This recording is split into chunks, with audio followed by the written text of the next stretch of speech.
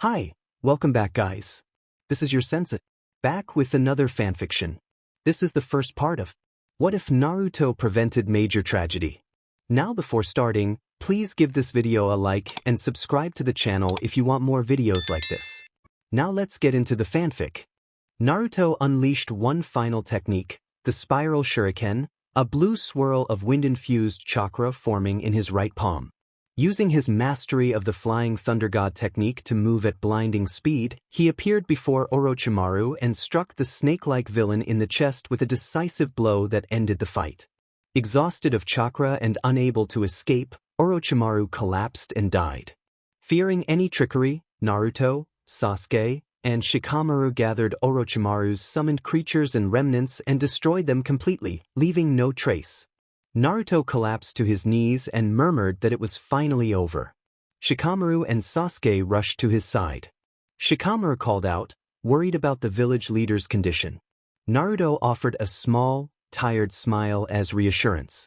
Sasuke made a short, guarded sound, hiding his worry behind a stoic expression. Naruto understood that Sasuke cared deeply for him, especially after Sasuke had become captain of the elite covert unit and his personal bodyguard.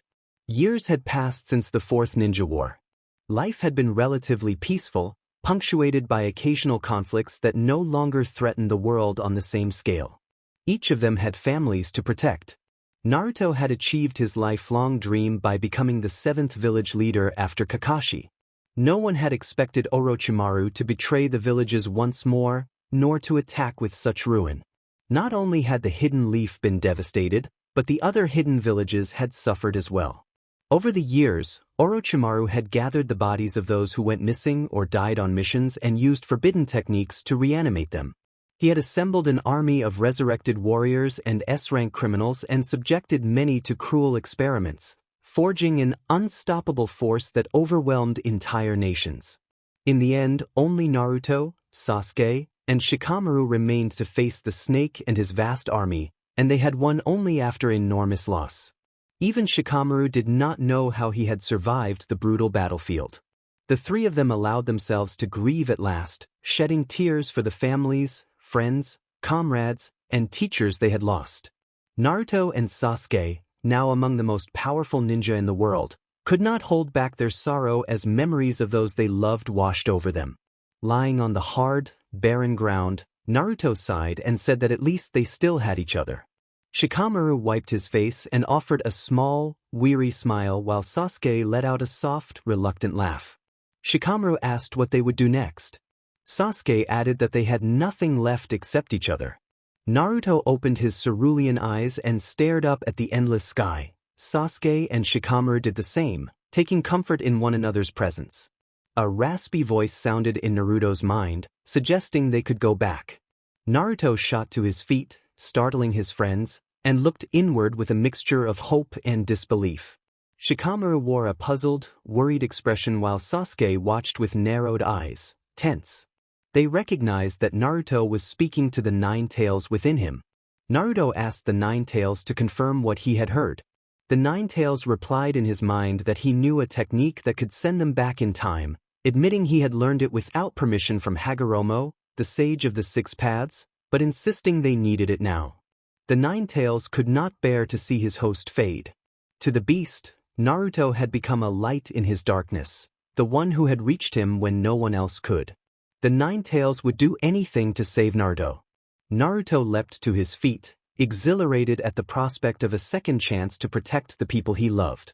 He resolved to change the past so the bleak future they faced would never come to pass. Shikamaru and Sasuke watched their leader with growing hope, sensing the fire returning to his eyes.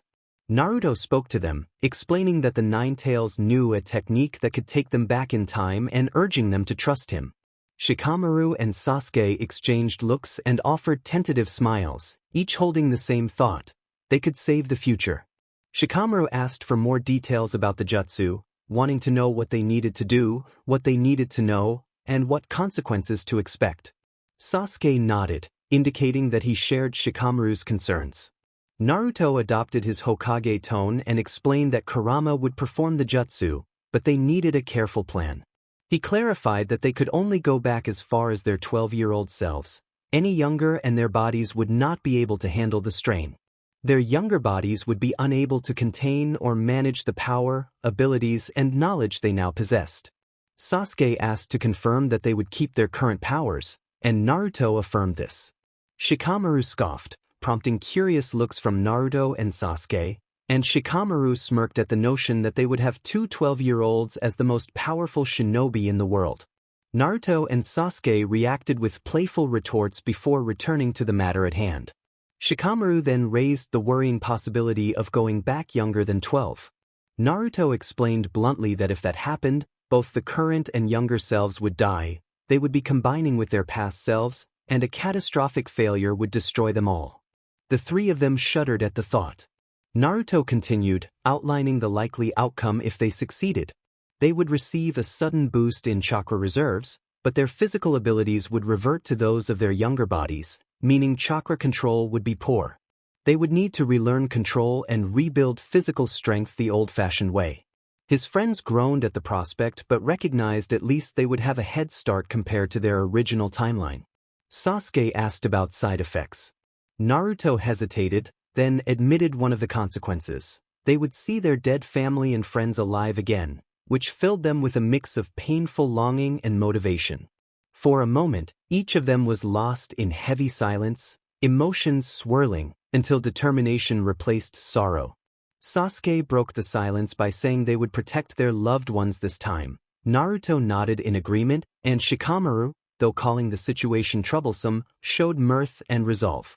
Naruto mentioned that their most emotional scars would remain. Sasuke remembered the scars on Naruto's chest and right arm and on his own left arm. Shikamaru advised that they would need to hide those marks, suggesting bandages or even genjutsu to cover them. Naruto reminded Shikamaru that he was ANBU level, and Shikamaru replied that he could easily maintain a lazy act to explain things away.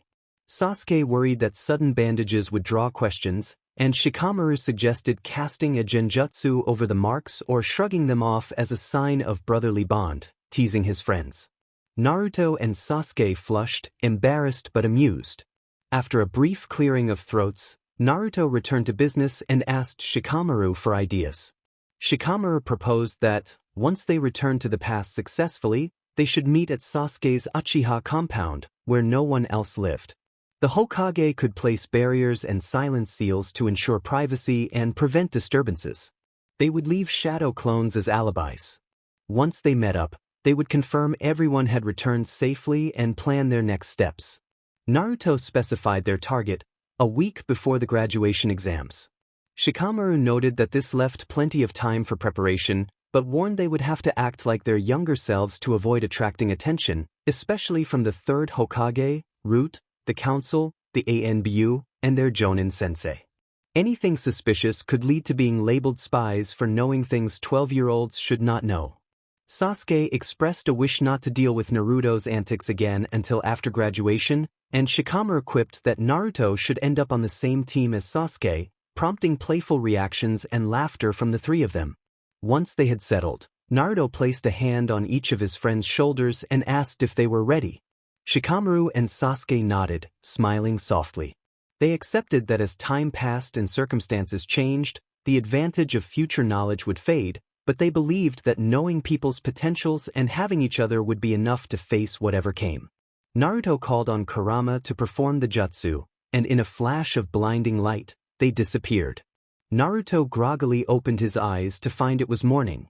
The light of sunrise shone through his apartment window as the wind blew the curtains in gentle waves.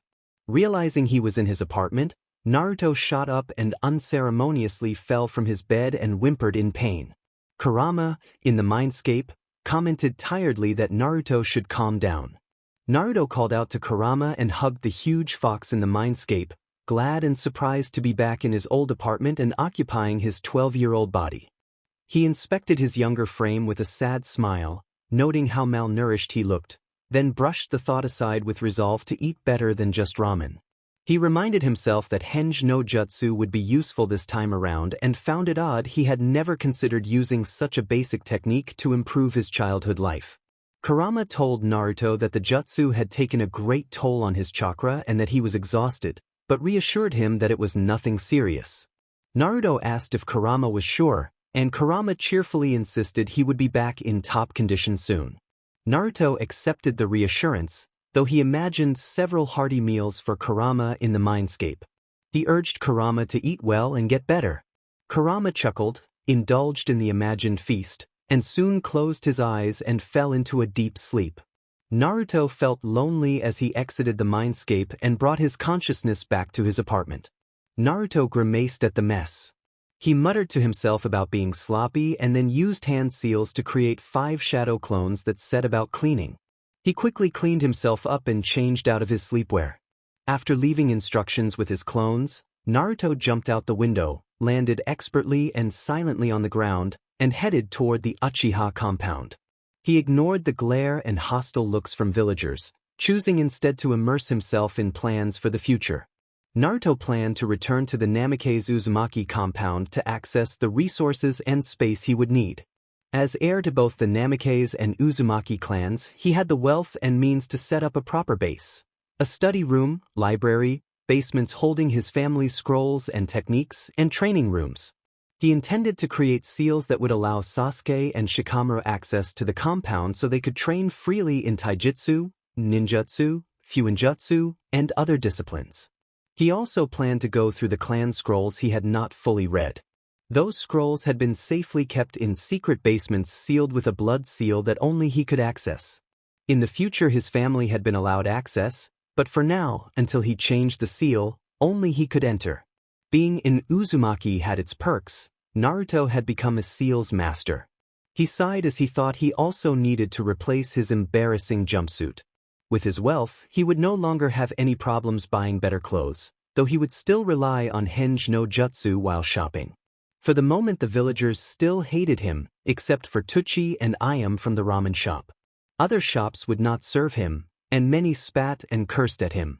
Naruto accepted this as temporary and reminded himself that everything would change once they learned of his heritage as the heir of 2 powerful clans, the son of the 4th Hokage, and a distant relative of the Senju.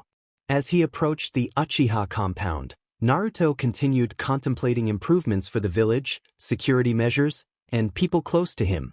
He thought of Hinata, his wife, and reflected that Sakura needed encouragement to focus and grow stronger. He made a mental note to leave certain matters to Sasuke.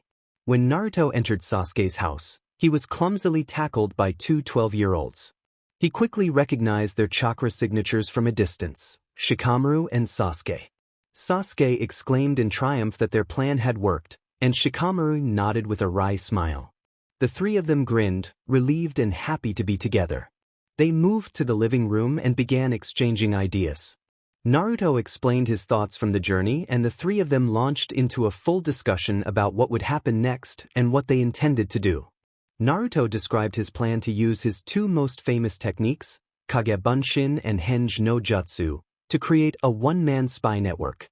His clones would transform into different people of various ages and even into animals to gather information throughout the village and in places that were usually out of reach, with a focus on monitoring route.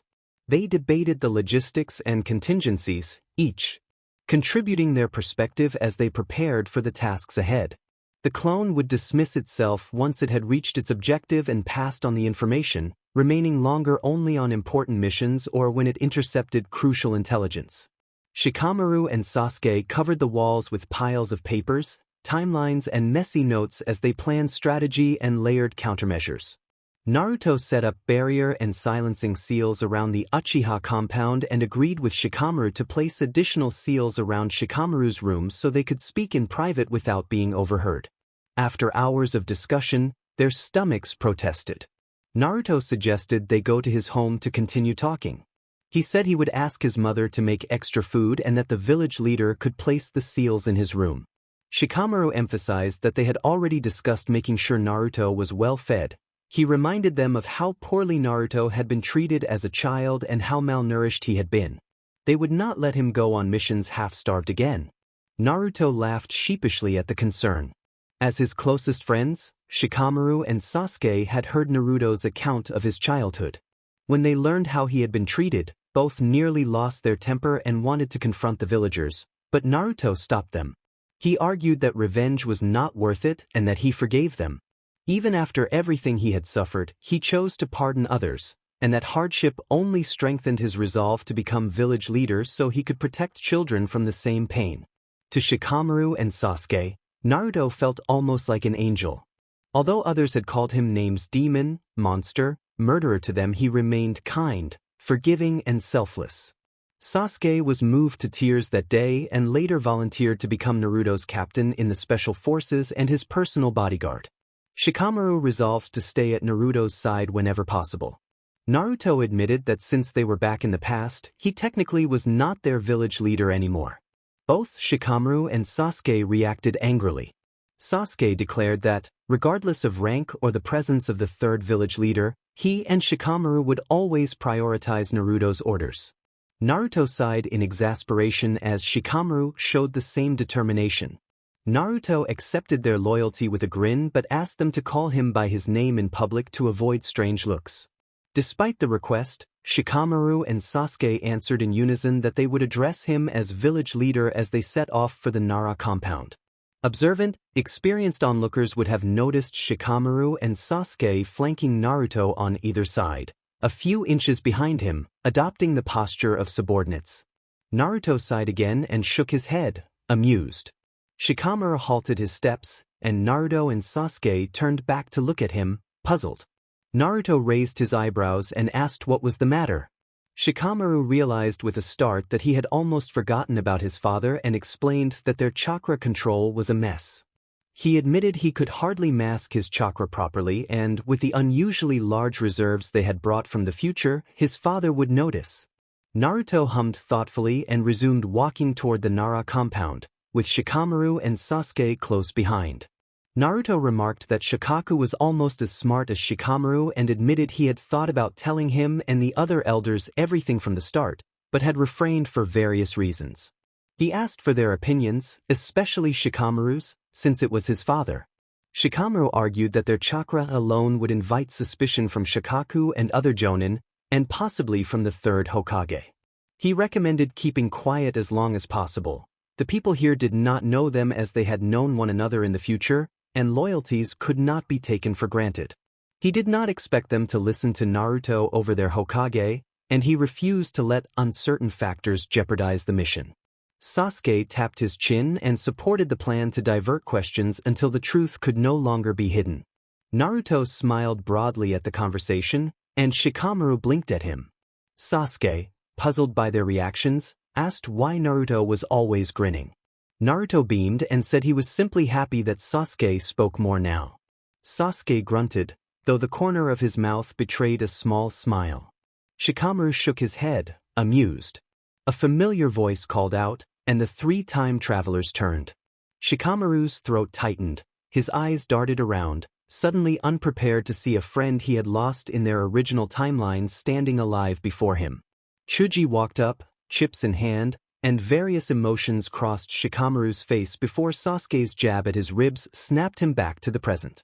Naruto and Sasuke tensed at the sight of one of the Konoha 12, memories of past losses flashing through their minds. They had to remind themselves that, in this time, those friends were alive and they were determined to keep them that way.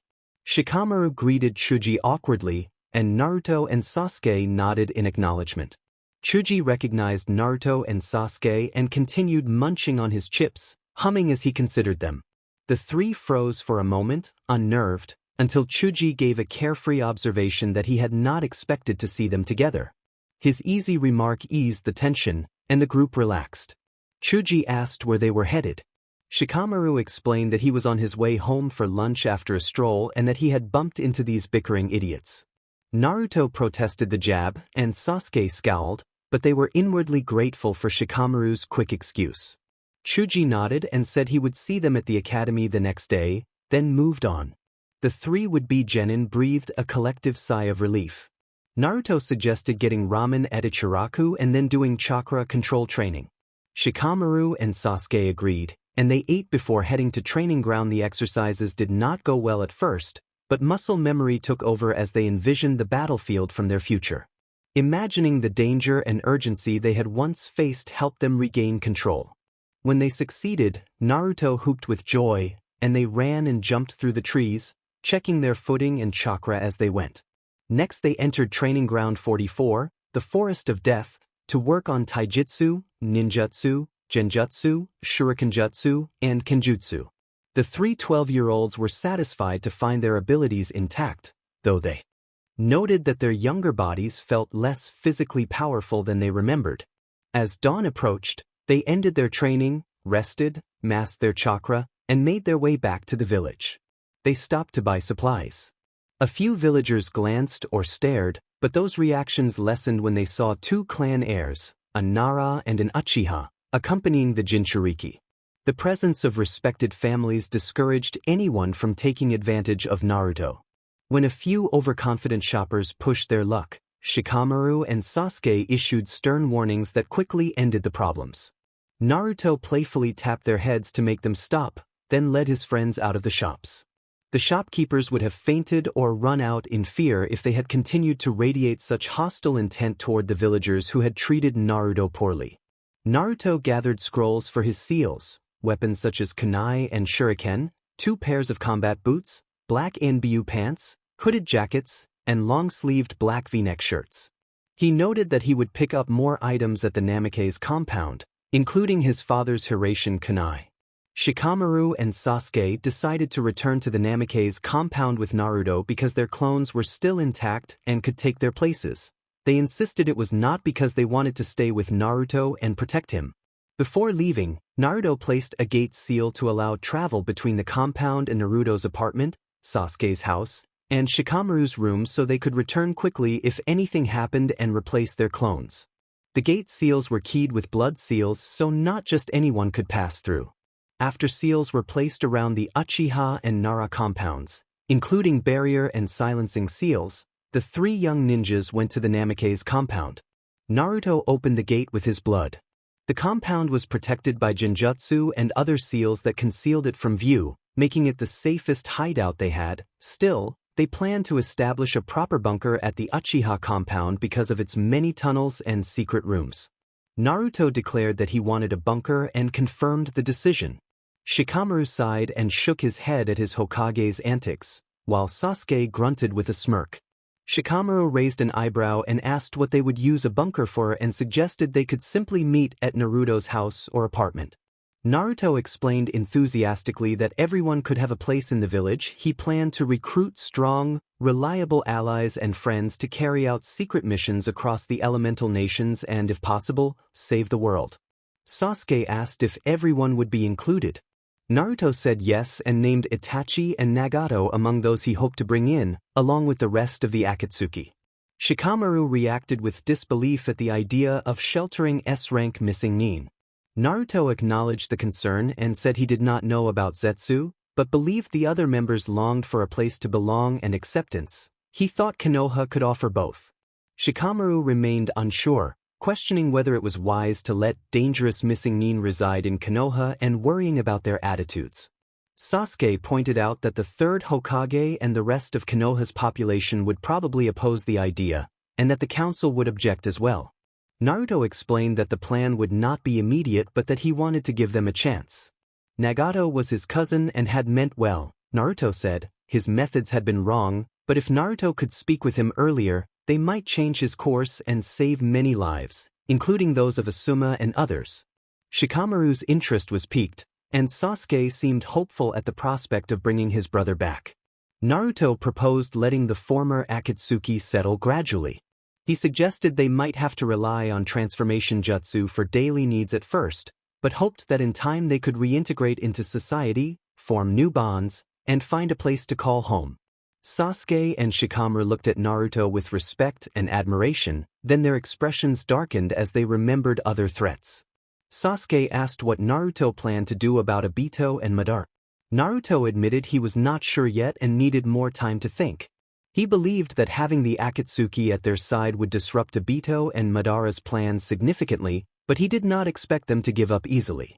Shikamaru analyzed that losing a few pawns would not stop their enemies from pursuing the Jinchuriki, but that an alliance with former Akatsuki members could still change the future. He emphasized the need to be ready for whatever came their way. Naruto and Sasuke agreed. Naruto proposed focusing first on hidden enemies inside the village. They needed to handle Danzo and Root, replace the council with more trustworthy people, and deal with Orochimaru. They also had to prevent invasions from the Sound and Sand villages and work to protect the third Hokage. Naruto planned to visit Gaara and possibly request a mission to the Sand village. These were the most pressing matters they discussed for the coming months. After cleaning the Namikaze compound, Naruto renewed the seals around and inside the house. With things in order, they cooked dinner and continued discussing strategy. While they ate, Naruto noted how weak their bodies had become from youth and decided they needed physical training to regain strength. To that end, he placed restriction seals and gravity seals on himself and his companions, one to build muscle, another to make their strength and speed appear at a genin level so they would not attract attention. If necessary, they could release the seals quickly. Naruto also placed a seal to hide their large chakra reserves so onlookers would assume they were genin level. This would spare them from having to constantly mask their chakra unless a situation demanded it. After dinner, they talked a little more before going to sleep, bracing themselves for the next day's academy and the chance to meet their lost comrades again. Shikamaru and Sasuke woke up early the next day, leaving Naruto snoring in his sleep. They knew that their village leader was not a morning person, so they did not bother to wake him until breakfast. It was still 5 in the morning, so they went to the training room for a friendly spar. After working up a sweat, they showered and then prepared breakfast. Sasuke went upstairs to Naruto's room to wake him while Shikamaru set the table. As soon as Sasuke placed his hand on Naruto's shoulder to shake him awake, Naruto reacted with a booted kick and sent Sasuke flying. Sasuke crashed through the other side of the room and out through the wooden wall, leaving a comical, boy-sized hole. He tumbled into the trees and bushes, then got up with dirt on his clothes and leaves in his hair. Shikamaru hurried upstairs and burst into laughter at the absurd sight. Sasuke shouted in rage and stomped back toward the still drowsy Naruto, who had sat up after the kick. Shikamaru continued laughing loudly. Losing his temper, Sasuke struck Naruto on the head, and Naruto grunted in pain. Naruto complained that it hurt as he groggily opened his heavy eyelids, scratched his head, and rubbed the ache away. He looked around, realized who it was, and dismissed it as only his friend, which prompted another smack to the head. Naruto cried out in protest. Sasuke grunted and returned to the kitchen to calm down. He understood Naruto's reflexive reaction. Their training and recent battles had drilled hard instincts into them, though he was still irritated about being kicked. Shikamaru stopped laughing and moved toward the dining table. Shikamaru told Naruto to hurry and tidy up or they would start breakfast without him. Naruto laughed sheepishly, rubbed his head, yawned, stretched, and trotted to the bathroom to shower. Shikamaru and Sasuke waited for their village leader, but when Naruto appeared they could only stare in disbelief at him in a garish orange jumpsuit. Shikamaru lazily asked whether Naruto had purchased new clothes as he handed him a pair of chopsticks. Naruto explained that he planned to wear the new clothes after the graduation exam and wanted to keep up the facade for now. He worried that if he suddenly did well at the academy he might not end up on Sasuke's team and that people would become suspicious. It was too early for such changes. Sasuke and Shikamaru frowned at the thought of anyone underestimating their village leader. Naruto was now one of the most powerful ninjas in the world, and the only person who could truly rival him was Sasuke. Even Sasuke admitted he would be defeated by Naruto because no matter how many times Naruto fell, he never gave up. Still, they respected Naruto's decision. Once they were officially low-ranked ninjas, Naruto could drop his act. Sasuke grunted in agreement. Shikamaru muttered that it was troublesome but smirked inwardly, imagining their comrades' reactions when Naruto dropped the facade. They quickly finished breakfast, cleaned the kitchen, and washed the dishes before heading to their respective gate seals. Shikamaru to his room, Sasuke to the Uchiha compound, and Naruto to his apartment.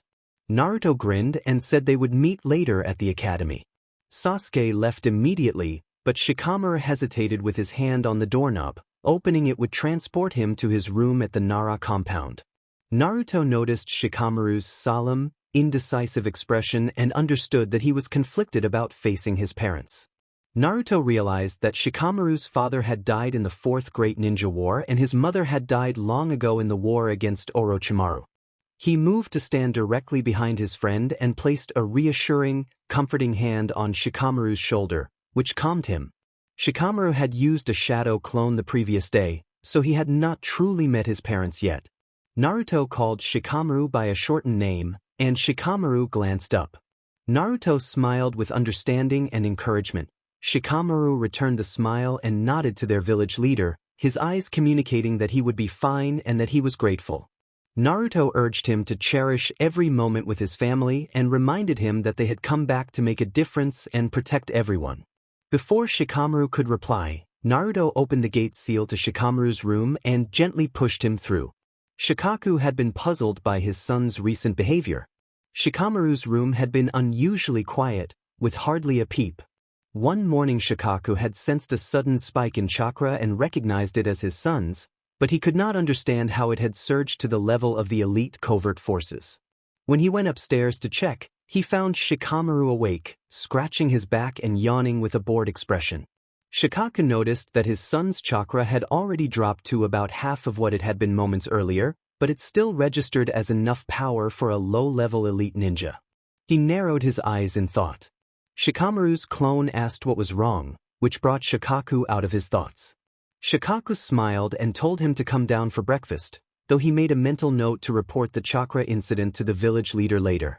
The clone yawned and said he would be right there, and Shikaku, unsettled, shrugged and put the matter to the back of his mind for the moment. The father and son resumed their day as usual. The next morning, however, Shikamaru seemed unexpectedly flustered and nervous for no apparent reason. At the dining table during breakfast, Yoshino encouraged her son to do his best at the academy. Shikamaru muttered that it was a drag, though there was a trace of amusement in his tone.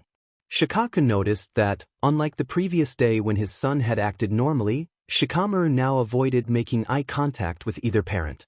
When Yoshino was not looking, Shikaku caught his son staring at her. Various emotions danced in his son's eyes: joy, love, sadness, regret, loneliness, and loss. Shikaku could not understand why his son would hold such feelings when he was not even a ninja yet. Those eyes belonged to veterans who had fought countless battles and lost comrades. Then Shikaku realized that his son wore the same look when he looked at him. Shikamaru then nodded once and smiled, as if he had made a quiet resolution and his inner turmoil had settled. Shikaku had numerous questions and speculations, but his heart was glad that his son seemed better and happier. Shikaku found the situation interesting and intended to get to the bottom of it, though he did not yet realize that the mystery he faced would only grow. He noted that his son's chakra had returned to genin levels because of the seal Naruto had placed. It had been a brief week, and Naruto was bored out of his mind. He already knew the lessons, so most of the time he either slept in class, skipped lessons to play pranks around the village, chased after or played tag with elite covert teams, or sent a shadow clone to take his place in class so he could train somewhere else. He always dragged his two best friends along. Training alone was no fun, and keeping up the facade of being the worst student in the academy made things easier. When teacher Irika announced the graduation exam, Naruto could not contain his excitement and shouted that it was about time. Shikamaru and Sasuke smirked knowingly while Sakura and the other academy students scolded Naruto for being loud and annoying. Kiba jeered that Naruto would never pass, and Naruto stuck out his tongue in reply, which only angered Kiba further. Before Kiba could lash out, two hands restrained him on either shoulder. Kiba turned to see Sasuke and Shikamaru holding him back. The other students watched, surprised and confused. Kiba demanded they let him go, but Shikamaru and Sasuke warned him not to touch Naruto. The warning, spoken quietly yet with enough presence that Kiba could hear, unnerved him. He grew pale and suddenly felt intimidated. Naruto intervened, telling them to stop, and the two boys grunted in displeasure but let Kiba go. Teacher Irika watched in silence. For a moment Naruto had radiated an unexpected authority that contradicted his usual loud, careless persona. Irika knew there was more to Naruto than appearances, and he noticed how Shikamaru and Sasuke had immediately defended the boy. Irika smiled to himself, relieved that Naruto had peers who accepted him. He had long suspected that Naruto was an attention-seeking child rather than the monster some feared, and he felt a quiet desire to care for him like a guardian. Irika clapped to get the class's attention and dismissed them, wishing everyone good luck on the exam. One by one the students left, chatting as they headed home and answering questions from parents who had come to pick them up. Naruto lingered with Shikamaru and Sasuke until the crowd thinned. He did not want to face the adults who gossiped about him, and his two friends understood that. They stayed to keep him from feeling alone. When the voices faded from the academy grounds, Naruto grew pensive about the exam and the uncertain future. He worried about failing and whether Mizuki still planned to steal the Forbidden Scroll. If Mizuki was planning something, he thought he would have to confront the matter with the third Hokage, but he could not reveal how he knew what he knew. He needed a way to catch Mizuki without blowing his cover. Sasuke noticed Naruto's serious expression and asked what was wrong, and Shikamaru moved closer to listen. Naruto explained his concerns to them. Sasuke mocked that this was how Naruto had learned to use the shadow clone technique, speaking with playful derision. Shikamaru, ever practical, proposed a straightforward plan. They would catch Mizuki in the act together so they could be witnesses. If Mizuki accused them of lying, they would ask the third Hokage to have Inoichi examine only Mizuki's memories so the boy's own future memories stayed secret. With the plan clear, they went their separate ways. The next day, after the morning routine and some light training at the Namikaze compound, the three of them showered and had a simple breakfast. Shikamaru and Sasuke returned to their homes while Naruto stocked up on supplies. He sealed clothes and weapons into a storage scroll and set an additional seal on his pocket for extended storage so he would not have to carry heavy items. He had another personal seal near his heart for the most important keepsakes, where he kept his father's flying thunder god dagger and his mother's swords. It was a habit he had kept from long years of conflict. Be prepared and keep what mattered close. After checking his equipment, Naruto used a gate seal to visit his apartment briefly, then dashed across the rooftops toward the academy. He could have used the body flicker or the flying thunder god technique to arrive in an instant, but that would attract the attention of covert teams and the third Hokage, and he preferred not to draw notice or the later scolding from his friends. When he reached the classroom, Naruto went to sit beside Shikamaru in the far back, ready for the graduation exam to begin. Luckily for him, his wife Hinata sat just in front of him. Naruto greeted Hinata cheerfully in the morning. The shy Hyuga heiress was taken by surprise, fidgeted with her fingers, blushed, and stammered a barely audible good luck before covering her face and fainting. Kiba panicked at the sight, but Naruto moved quickly, took Hinata in his arms, and positioned her comfortably, resting her head on the table. Naruto noted to himself that he had forgotten this problem and vowed to help her build confidence so she could protect herself when he was not around. He allowed himself a quiet, affectionate thought for Hinata and resolved that they would work on it sooner rather than later. Naruto returned to his seat beside Shikamaru and glanced towards Sasuke, who was surrounded by admiring girls. Those girls had no chance. Sasuke already had Sakura, though Naruto still felt uneasy that Sakura had been one of those fans until recently. Irika, their teacher, arrived and cleared the crowd with his well-known big head technique. Sakura managed to slip in and sit beside Sasuke, squealing with excitement. Shikamaru muttered that it was a drag, and Naruto chuckled before focusing on Irika again. Irika explained the graduation exam, which consisted of 3 parts: a test of ninja knowledge, throwing weapon skills, and ninja techniques. These tests were easy for those with older minds in young bodies. Shikamaru and Sasuke answered without trouble, while Naruto only just passed the written portion, which suited him fine. He would always come in last for appearance's sake. The second part went smoothly, and then it was time for the third part, the ninja techniques. Shino woke Hinata before the test began so she could take her turn. When Naruto's name was finally called, Hinata stammered encouragement to him, and Naruto thanked her before heading into the examination room. Inside, he faced 2 mid-level instructors, Irika and Mizuki. Irika was momentarily startled by the intensity and depth he saw in Naruto's gaze, as if the child carried more wisdom and experience than his years suggested. He shook off the feeling and reminded himself that Naruto was only 12 and had never left the village.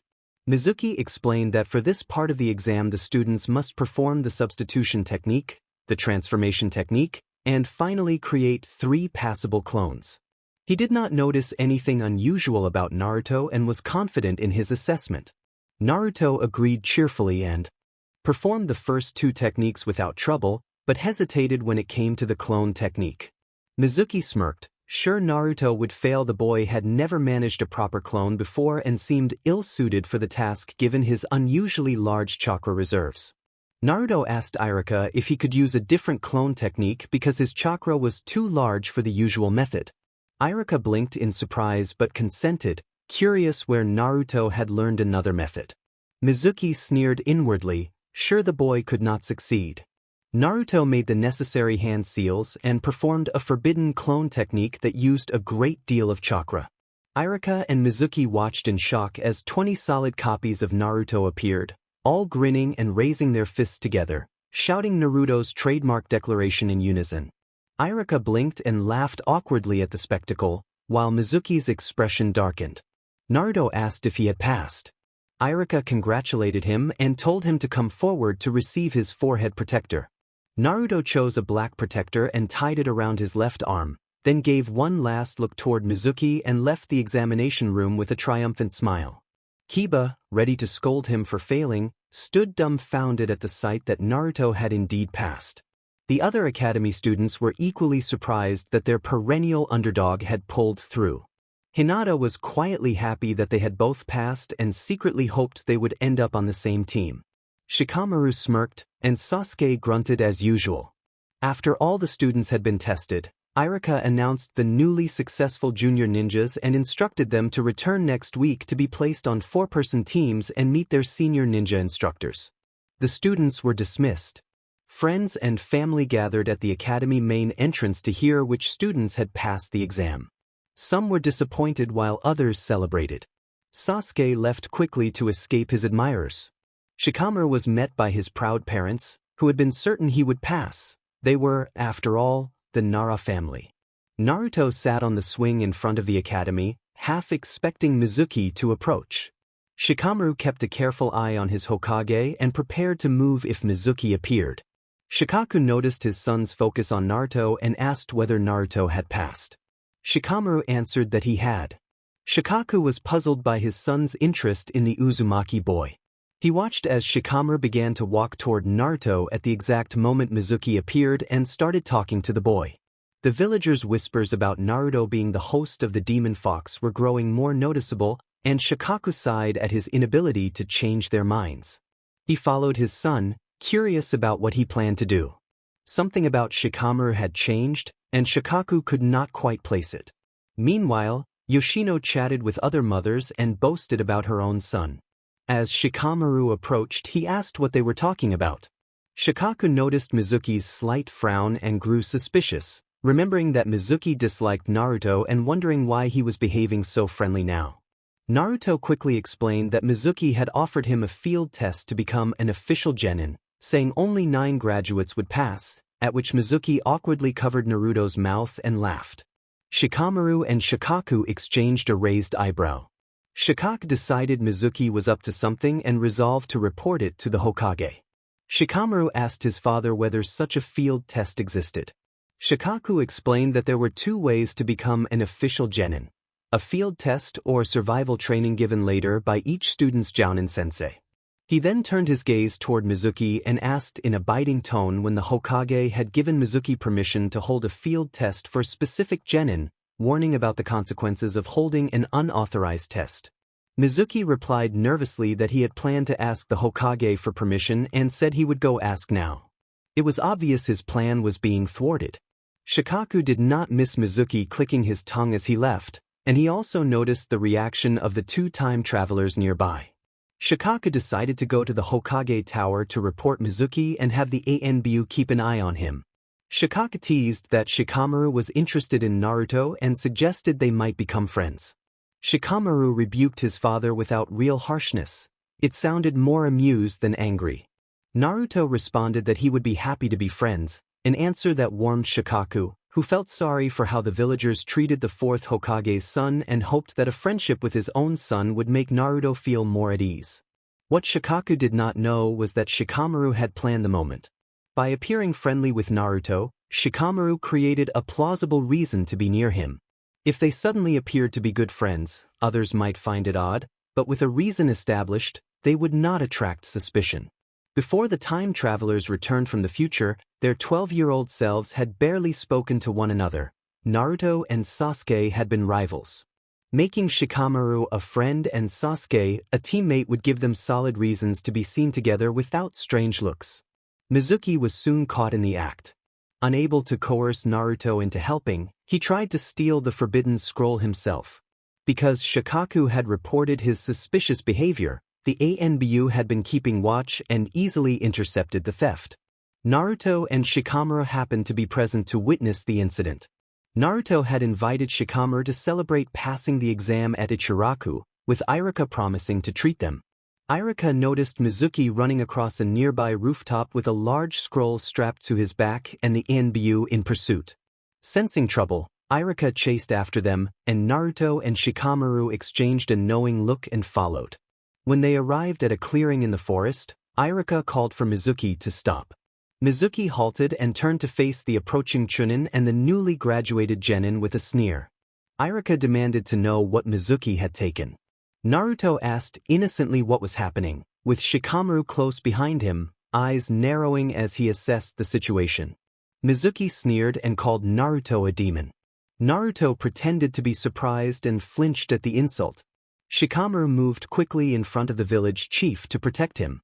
Mizuki stepped forward and revealed why the villagers hated Naruto and told them about the nine-tailed fox. Naruto feigned shock and trembled in place. Shikamaru placed a hand on Naruto's shoulder in a reassuring gesture that made clear the revelation did not change how he felt. Naruto was still his friend and not a monster. Naruto smiled and nodded, then turned back toward Mizuki with determination. The three of them worked together against Mizuki. Naruto used his shadow clone technique to act as decoys while Shikamaru prepared a shadow binding technique. Teacher Iruka fought using martial arts and throwing weapon techniques, and Naruto attacked whenever he had the chance. The fight played out like a fast, dramatic battle scene from an animated story, and eventually Mizuki was caught by Shikamaru's technique and rendered unable to continue. At that moment, 3 members of the elite squad appeared and explained Mizuki's treachery before taking him into custody. Everyone understood that Mizuki would face harsh consequences at the interrogation unit. With that, the matter was resolved. The elite squad reminded them to report to the village chief for their role in apprehending Mizuki and then departed in a blur using a swift movement technique. With Shikamaru close behind him, Naruto turned toward Iruka and asked if Iruka thought he was a demon.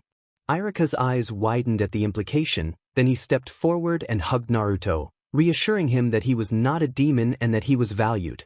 Naruto quickly replaced his sad expression with a bright grin and began to pull both Iruka and Shikamaru toward the village chief's tower, excited to share what had happened.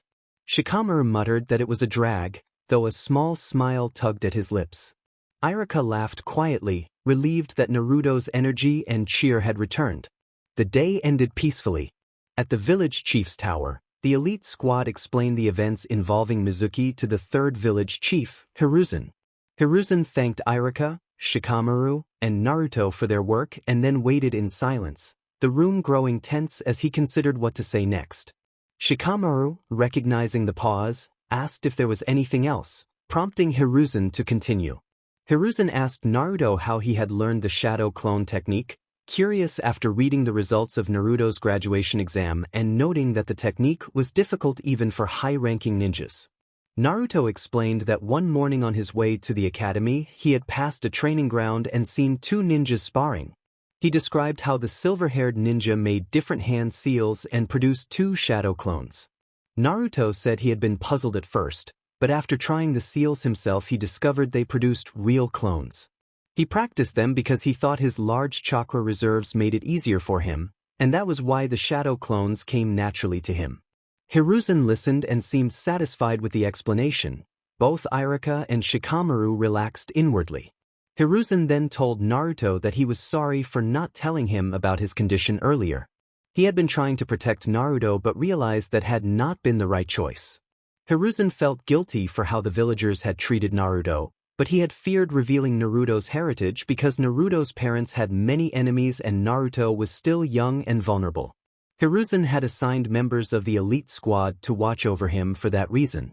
Now, seeing how capable and thoughtful Naruto had proven himself to be, Hiruzen felt a measure of relief. Hiruzen thought to himself that Naruto had become stronger. Naruto responded that he had been shocked at first but that Iruka and Shikamaru had helped and accepted him for who he was. He said he understood why some villagers had been filled with hatred and anger, but that he did not hate the village. Hiruzen was surprised and then smiled, relieved that Naruto had not come to resent their home. Hiruzen expressed that he was glad Naruto felt that way and dismissed them. The three left the tower together. Iruka suggested they go to Ichiraku's ramen shop to continue their celebration. Naruto happily declared that Iruka was the best and dragged Shikamaru along. Shikamaru grumbled about the bother but followed with a smirk. Iruka watched them go with a soft smile as they headed off. Muffled noises calling Naruto's name came from his own mouth as he tossed and jostled on his bed. A sharp shout from Sasuke and a kick to his stomach knocked the wind out of him and pulled him awake. Naruto gasped, leaped to his feet and spun into a fighting stance, alarm written across his face. He asked what was wrong. Sasuke demanded that he wake up or he would be late, added that breakfast was ready, and left the room for the kitchen, sounding irritable. They were back at the Namikaze compound.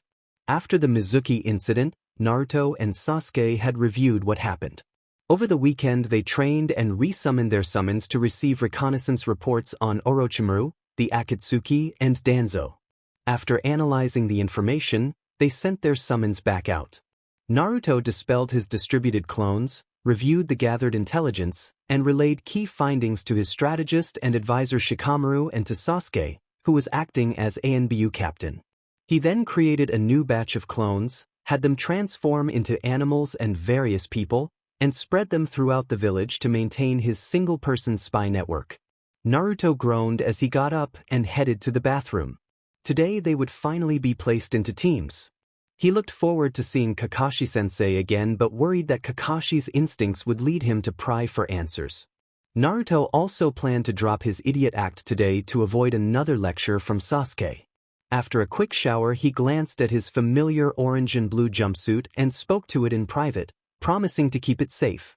He sealed it into a storage space at his chest and dressed in black ANBU pants, combat boots, a V-neck long-sleeve shirt, and a black hooded jacket trimmed with orange, the Uzumaki swirl displayed on the back. The jacket's interior was dark orange, a small sentimental touch. He placed storage seals inside his pockets and around his wrists to hold scrolls and supplies, and made sure his kunai pouch and weapons pouch were ready. He strapped his sword, Uzukagi, to his back. He had taken it upon himself to master Kenjutsu and hoped to use his mother's blades proudly one day. For now, Uzukagi would have to do. After checking his gear, he tied his forehead protector in place. Then he used a hair growth technique he had learned, and his hair lengthened to match his father's. Naruto approved of the change and went downstairs. When Naruto entered the kitchen, the room fell silent. Shikamaru stared in astonishment and Sasuke's eyes widened as he took in Naruto's new look. Shikamaru muttered that it was impressive, and Sasuke smirked at how cool Naruto appeared, already picturing the other genins' reactions. Naruto, slightly self-conscious, asked how he looked. Shikamaru raised an eyebrow and asked how Naruto had made his hair grow so fast. Naruto explained that he had used a hair growth technique and mentioned that Ino had several useful techniques that could achieve similar results. Naruto sat beside Sasuke and ate breakfast. When they finished, they cleaned up and left through the gate seals as they had before. They arrived at the academy just minutes before class started. Naruto walked between Shikamaru and Sasuke and opened the classroom door. Conversation died as students turned to stare at him, some with wide eyes and some literally stumbling in surprise. The new hair and composed demeanor made him almost unrecognizable, but his sun-kissed blonde hair and bright blue eyes gave him away. Feeling embarrassed, Naruto pulled his hood up to shadow his face the first time he let his guard down in front of anyone beyond a few close friends. He scanned for a seat and sat down while the two who had accompanied him took places nearby. Nobody dared to provoke him. The memory of a previous incident with Kiba kept tongues in check. The two clan heirs who had been watching him maintained a careful, protective vigilance that did not go unnoticed. Sakura and Ino were preoccupied with each other and with getting Sasuke's attention, having arrived earlier and been eager for their own moment, that went ahead of any reaction to Naruto's new look. Sasuke chose a seat beside Sakura, and she responded with a delighted squeal, smugly acknowledging Ino. Naruto took the seat beside Sasuke, and Shikamaru moved to sit beside Ino, grumbling about troublesome women. Ino slumped, disappointed. Naruto scanned the room and found the girl he had been looking for a few desks away below him. He noticed her stealing shy glances at him, fiddling with her fingers and blushing. Naruto smiled at her cuteness. Irika entered the classroom and stood in front of the teacher's desk, carefully observing every passing graduate. He hesitated when he could not immediately find the student he was looking for, then recognized Naruto a moment later because his ninja gear had changed. Irika thought Naruto looked exactly like the fourth and wondered how his hair had grown so fast. He also wondered whether Naruto knew about his parents, an idea that seemed impossible. He set those thoughts aside to focus on announcing the teams. Irika called for attention and announced the assigned teammates. The teams matched the original timeline. He declared Team 7 as Haruno Sakura, Uchiha Sasuke, and Uzumaki Naruto. Sakura perked up, eagerly awaiting the name she wanted to hear. She rejoiced when Sasuke was called and then reacted to Naruto being the final member. Naruto and Sasuke smiled and bumped fists, pleased with the outcome. At lunchtime, Irika reminded the new genin to return after the break to meet their senseis. Shikamaru approached Naruto and said he would have lunch with Chuji and Ino to break the ice and that he would see Naruto later. Both Naruto and Sasuke understood the remark as a request for permission. Naruto slumped his shoulders and groaned, telling Shikamaru he did not need to ask permission for small things. Sasuke smirked and Sakura looked puzzled. Shikamaru chuckled and left with his teammates. Sasuke suggested they move on, and Naruto produced a scroll from a storage seal in his pocket. He formed a hand seal, muttered a release, and 3 packed bento appeared. Naruto put the scroll away, handed 1 bento to Sasuke, kept 1 for himself, and gave the 3rd to Sakura. Sakura became flustered and stammered that she was on a diet. Sasuke urged her to take it, noting that a ninja needed all the energy possible and should not focus on appearance, quietly offering her a hint. Sakura was surprised. Sasuke rarely spoke to the girls, herself included. Sasuke bluntly told Sakura that he did not want her to bring the team down and that she was currently the weakest link. His indifferent tone, though truthful, hurt Sakura, implying she was behind even though she had been the top kunoichi of the year. Naruto noticed her dispirited look and nudged Sasuke to reprimand him for being insensitive. Sasuke gave Naruto a questioning look. Naruto almost face-bombed but decided to let it go and smooth things over by explaining that Sasuke meant she should train harder and not be picky with food so she could be useful rather than a burden. Sasuke grunted in agreement. Sakura looked up at her teammates with wide eyes and felt better. Naruto's encouragement made her regret treating him poorly and feel grateful for his kindness. She accepted the bento with a soft smile and new determination to catch up and try to be kinder to Naruto. Naruto sighed with relief, pleased that Sakura would get an early start and that they could help her improve. After they finished lunch, they cleaned up and chatted. Students returned from the break and several Jounin sensei arrived to pick up their respective teams until Team 7 was the only group left in the classroom. Naruto and Sasuke knew Kakashi would be 3 hours late, so they passed the time. Sasuke suggested training regimens to Sakura while Naruto read scrolls on the Uzumaki clan's secret techniques and seals. Naruto then asked them to listen for a moment. Sasuke grunted and nodded, and Sakura went along, curious about what Naruto wanted to discuss. Naruto informed Sakura that they had not officially become genin. Sakura screamed loudly and immediately apologized for the outburst. Naruto passed the explanation to Sasuke. Sasuke grunted, aware that Naruto had given him the task on purpose because Naruto wanted him to speak more. The raven-haired boy complied and explained to Sakura what Kakashi would later cover during the introductions. Sasuke explained that their sensei would most likely give them some kind of test and they would have to pass it. Naruto added that as long as they worked together, whatever the test was they would succeed, and Sasuke nodded in agreement. Seeing her two teammates reassured, Sakura also steeled herself and agreed. Naruto warned Sakura to be careful if their sensei decided to pit them against one another and to not be deceived by appearances. Sakura swallowed and straightened, her posture at Naruto's sudden serious tone and presence. She wondered if this was really the same Naruto she had known. He now radiated an authority that demanded attention. She pushed the thought aside and decided to take his words seriously. Glancing at Sasuke, she noticed he was not surprised by Naruto's change in demeanor, as if he had known this side of Naruto for some time.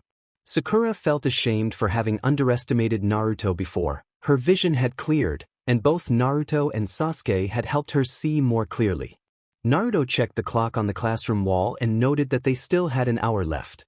He suggested, with a mischievous glint, that they teach their sensei a lesson about never being late again.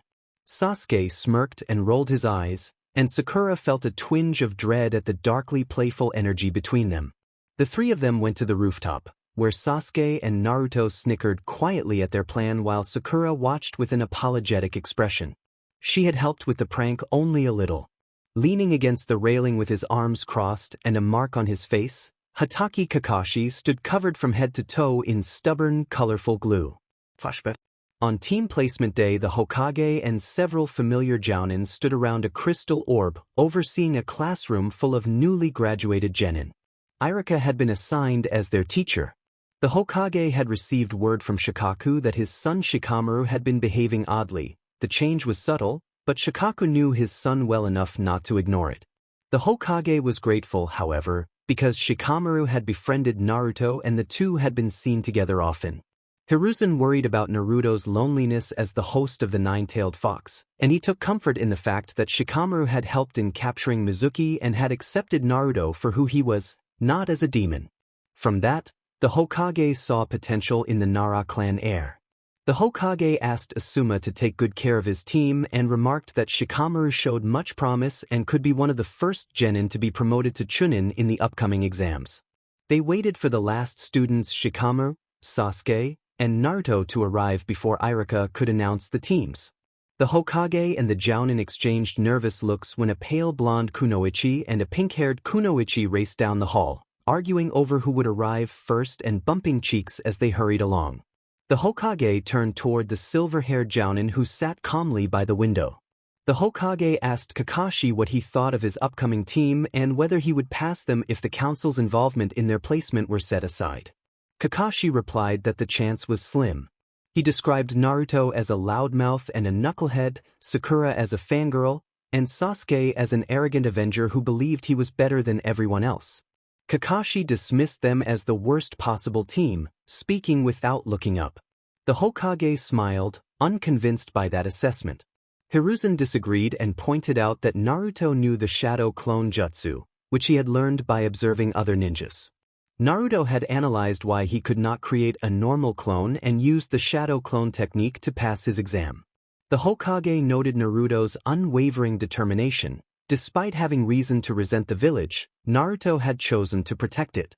He suggested that Naruto was wiser and smarter than his records indicated, perhaps concealing his pain and loneliness behind a cheerful mask, and that he possessed clear potential as a ninja.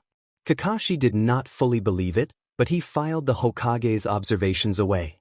The Hokage added that Sasuke was the top rookie of the year and that his Uchiha bloodline made his potential obvious.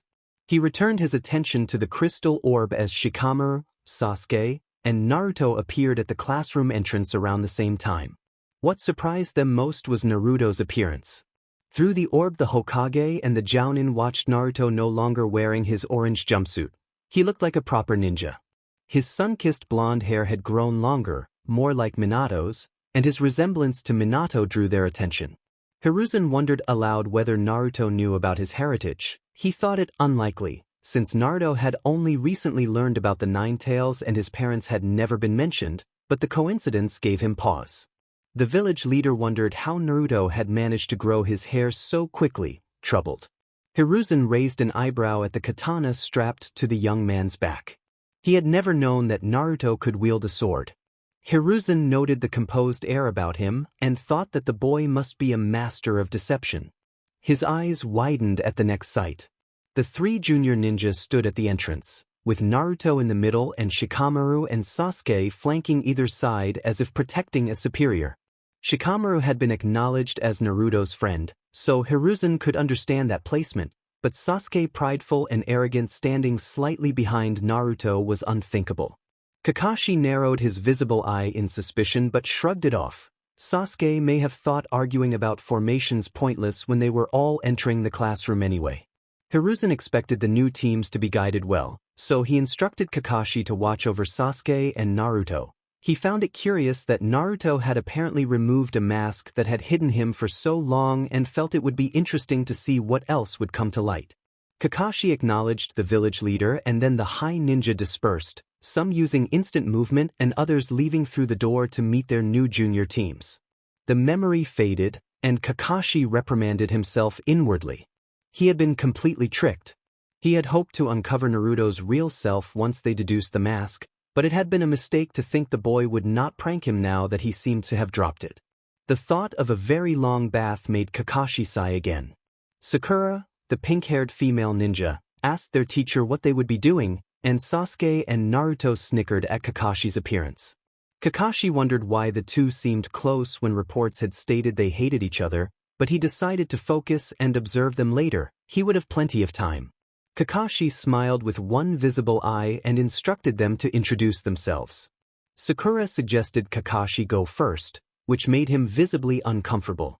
Kakashi cleared his throat and introduced himself lazily, offering only that his name was Hatake Kakashi, that he had many likes and dislikes, that his hobby was something they were too young to know about, and that he had never really thought about his dream. Sakura mouthed to herself that he had only given his name, while Naruto teased that she could look him up in the bingo book. Sakura nodded, surprising Kakashi because she remained unusually calm instead of screaming like a typical fan. Kakashi found himself puzzled by how much the students had changed in a short time. He asked Sakura to go next. Sakura began to introduce herself but faltered as she glanced at Sasuke, her face flushing. She stumbled over who she liked, tried to gather herself, and finally covered her face in embarrassment. Kakashi noted that nothing seemed to have changed after all. He did not notice the faint pink on Sasuke's cheeks or Naruto's knowing smile as Naruto nudged the embarrassed Uchiha by the elbow. Kakashi then asked about dislikes. Sakura started to insult Ino but quickly caught herself, covered her mouth, and finished calmly. Kakashi raised an eyebrow and observed the effort, while Sasuke and Naruto smiled at her recovery. Kakashi pointed to Naruto and called him next. Naruto rolled his eyes playfully and introduced himself as Uzumaki Naruto. He listed his likes: ramen, his friends, the third village leader, his teacher Iruka, Hinata, Shikamaru, and Sasuke, and received a grunt and a slight blush from Sasuke at the mention. Kakashi found this revelation both confusing and revealing. Naruto went on to say that he disliked war, death, and a certain snake, that his hobbies included reading, training, practicing sealing techniques, and spending time with Shikamaru and Sasuke, and that his dream was to protect his people and become the village leader. Kakashi noted with interest that Naruto knew sealing techniques and liked to read traits reminiscent of his father, Minato. With the mask dropped, Naruto sounded composed and mature. Kakashi then turned to Sasuke. Sasuke introduced himself as Uchiha Sasuke, saying he liked his friends, the Mutt, and his brother Itachi, that he disliked fangirls, death and war, and a certain snake, and that his hobbies included training, reading, learning new techniques, planning combination techniques with the Mutt, and hanging out with the Mutt. Naruto protested the nickname, asking Sasuke to find a better one, but Sasuke ignored him and continued. Sasuke stated darkly that his ambition was to find his brother and force him back to the village if necessary, and that his dream was to become the Mutt's head special ops captain. His introduction left Sakura slack-jawed and gaping like a fish, while Kakashi could only stare, dumbfounded. Kakashi thought the report had been wrong. From the looks of it, Naruto and Sasuke seemed like best friends rather than rivals. Their supposed problem with snakes did not match what he saw, and Sasuke did not appear bent on killing his brother but determined to bring him back. Kakashi decided he would have to learn about his team from scratch and that the upcoming survival training would be the best place to start. Whether they performed well or not, their passing had already been guaranteed by the council, but since Naruto and Sasuke were getting along, they might pass anyway. Kakashi explained the survival training and the passing criteria, much as he had before. The three young ninja had already agreed earlier to cooperate to get through the test. Kakashi arranged to meet at Training Ground 7 at 7 in the morning and suggested they skip breakfast, warning that eating might make them sick. Before he vanished, Naruto called out to him, addressing him as Teacher Kakashi. Kakashi responded lazily that he was listening, and Naruto reminded him to be on time with a sweet closed-eye smile that carried a clear prank threat. Kakashi broke into a nervous sweat and then disappeared in a puff of smoke. After Kakashi left, Naruto turned to his teammates and insisted that breakfast was a must despite his warning. They were up against a high-level ninja. Naruto asked Sasuke for the plan. Sasuke nodded, inwardly cursing the village leader for forcing him to speak, and explain the strategy they would use during the test. Sakura listened carefully, and Naruto and Sasuke felt relieved that Sakura was beginning to show more of her former self.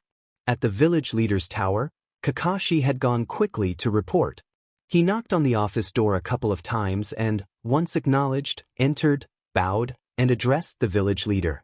Though Kakashi was known for being laid back and sometimes irresponsible with his time, he knew when to act professionally. Kakashi respectfully reported how the students differed from their academy files, mentioning Naruto and Sasuke in particular. He explained that Naruto had dropped his usual mask as the third village leader had suspected, and Sasuke also presented differently than expected. Kakashi noted that Sakura matched the report but seemed to have toned down her more obsessive tendencies. The third village leader, Hiruzen, considered this carefully and decided that the upcoming survival training would be an ideal opportunity to assess their true natures. He observed that Sakura, having been recognized as the top female ninja of the year, showed promise if she treated her position seriously. Kakashi agreed and added that Sasuke, while still brooding, showed no signs of revenge-driven intent. Instead, he appeared to value those close to him, especially Naruto, whose activities and ambitions seemed connected to Sasuke in many ways. Hiruzen raised a question about their apparent closeness, since at the academy they had seemed at odds.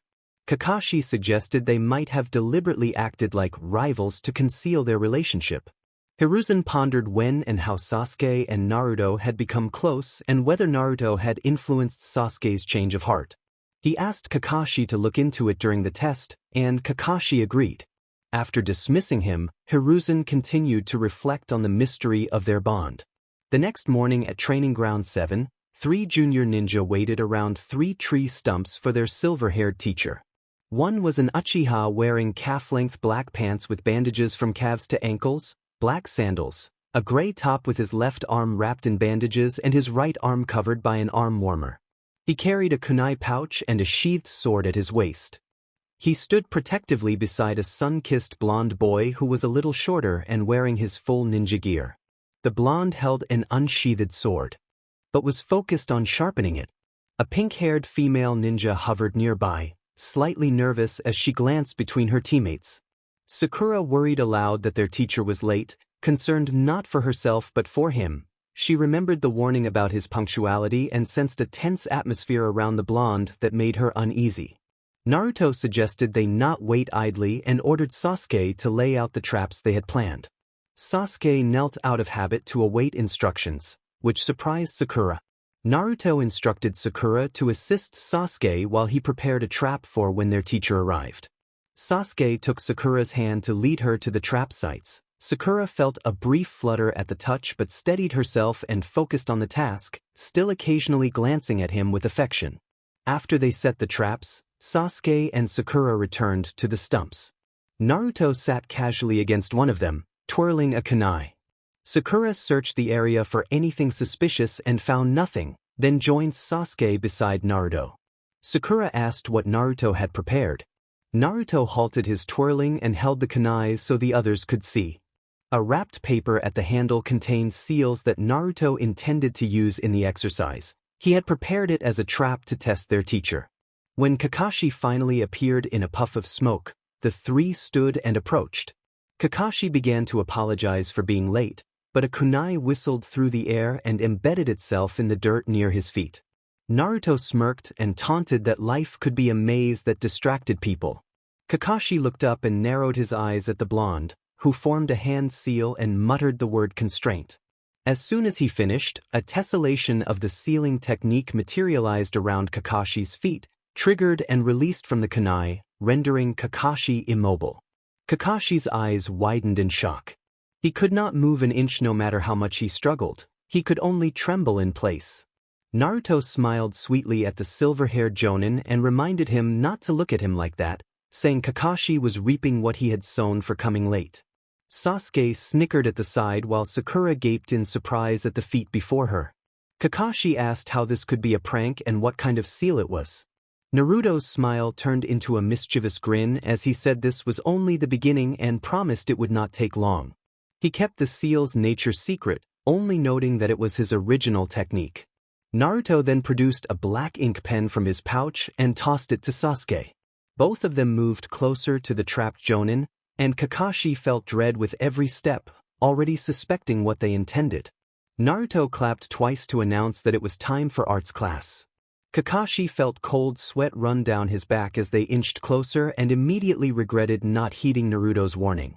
Naruto tugged Kakashi's mask down while Sasuke began to doodle on his face. Sakura tried to keep from laughing at her sensei's predicament and silently decided not to provoke Naruto, seeing what he could do. Naruto laughed and said it was priceless that they finally saw the face behind the mask, then he trailed off. Sasuke nodded with satisfaction at his handiwork and resumed his position to Naruto's left. Kakashi watched in silence, sighed in defeat, and then Naruto released the seal, allowing Kakashi to move again. Kakashi ignored the ink on his face, knowing it would be a nuisance to remove, and pulled his mask back up.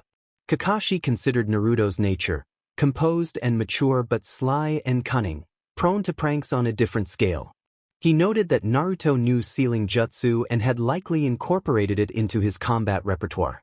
The existence of an original sealing technique marked Naruto as potentially a genius or perhaps someone who had inherited skill from the Uzumaki clan. With that settled, Kakashi told them to move on, and the three genin nodded. He placed an alarm clock on the center stump and produced 2 bells from his pocket, holding them up for the others to see.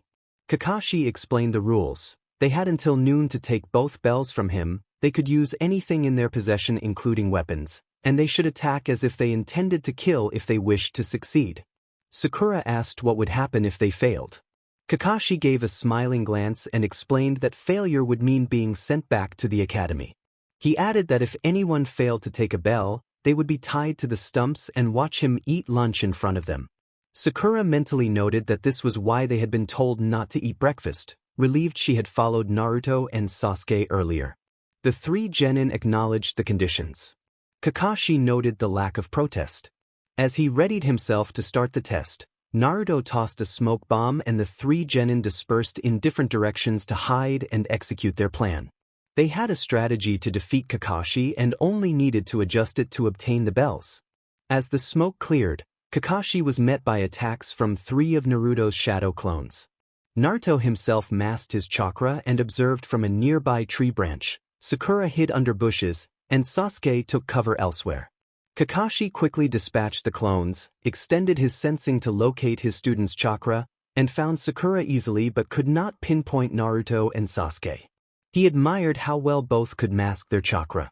Anticipating that Sakura would be targeted first, he moved toward her.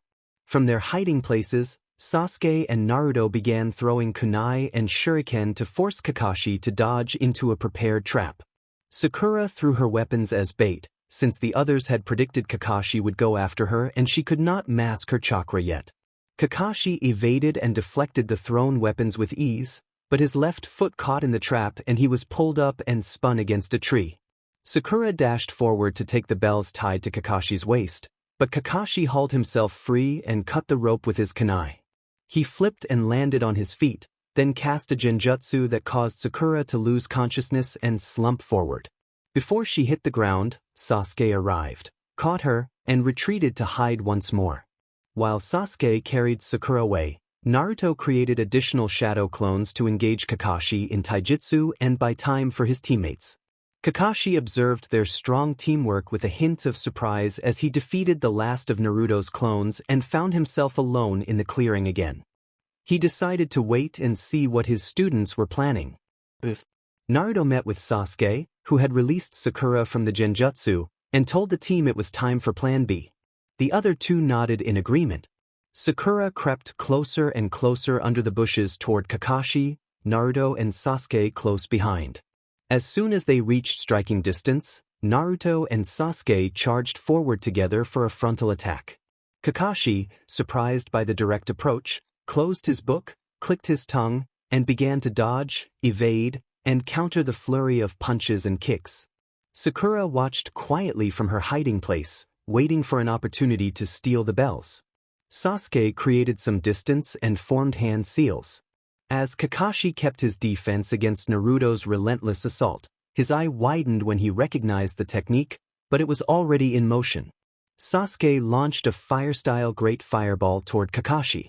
Naruto kicked off the ground and leaped away while Kakashi escaped using a substitution technique, appearing near Sakura's hiding place. Seeing this, Naruto created 20 clones that bounded around Kakashi and pinned him in place. Sakura seized the opportunity, slipped the bells from Kakashi's waist, and dashed towards Sasuke. The clones dispersed and the real Naruto dropped from a nearby branch to stand beside his teammates, grinning. Kakashi stood dumbfounded for a moment, then sighed and acknowledged that they had passed the test. The three genins celebrated together. They sat near some stumps and ate lunch. Kakashi, intrigued by their teamwork, asked why Naruto and Sasuke seemed so close now when their academy records suggested rivalry. Naruto responded that they were friends, as close as brothers. Sasuke gave a false account of having met between the Uchiha massacre and their second year at the academy, fabricating a story about meeting at the docks to conceal the truth of their relationship. Kakashi accepted the explanation, while Sakura reacted with surprise and a sinking feeling, recalling how she had treated Naruto poorly during their academy days and worrying about Sasuke's opinion of her. Kakashi declared them officially Team 7 and instructed them to report to the mission assignment desk the following morning at 7.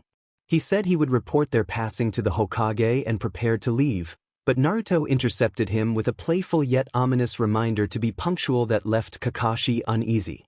Kakashi hurried away.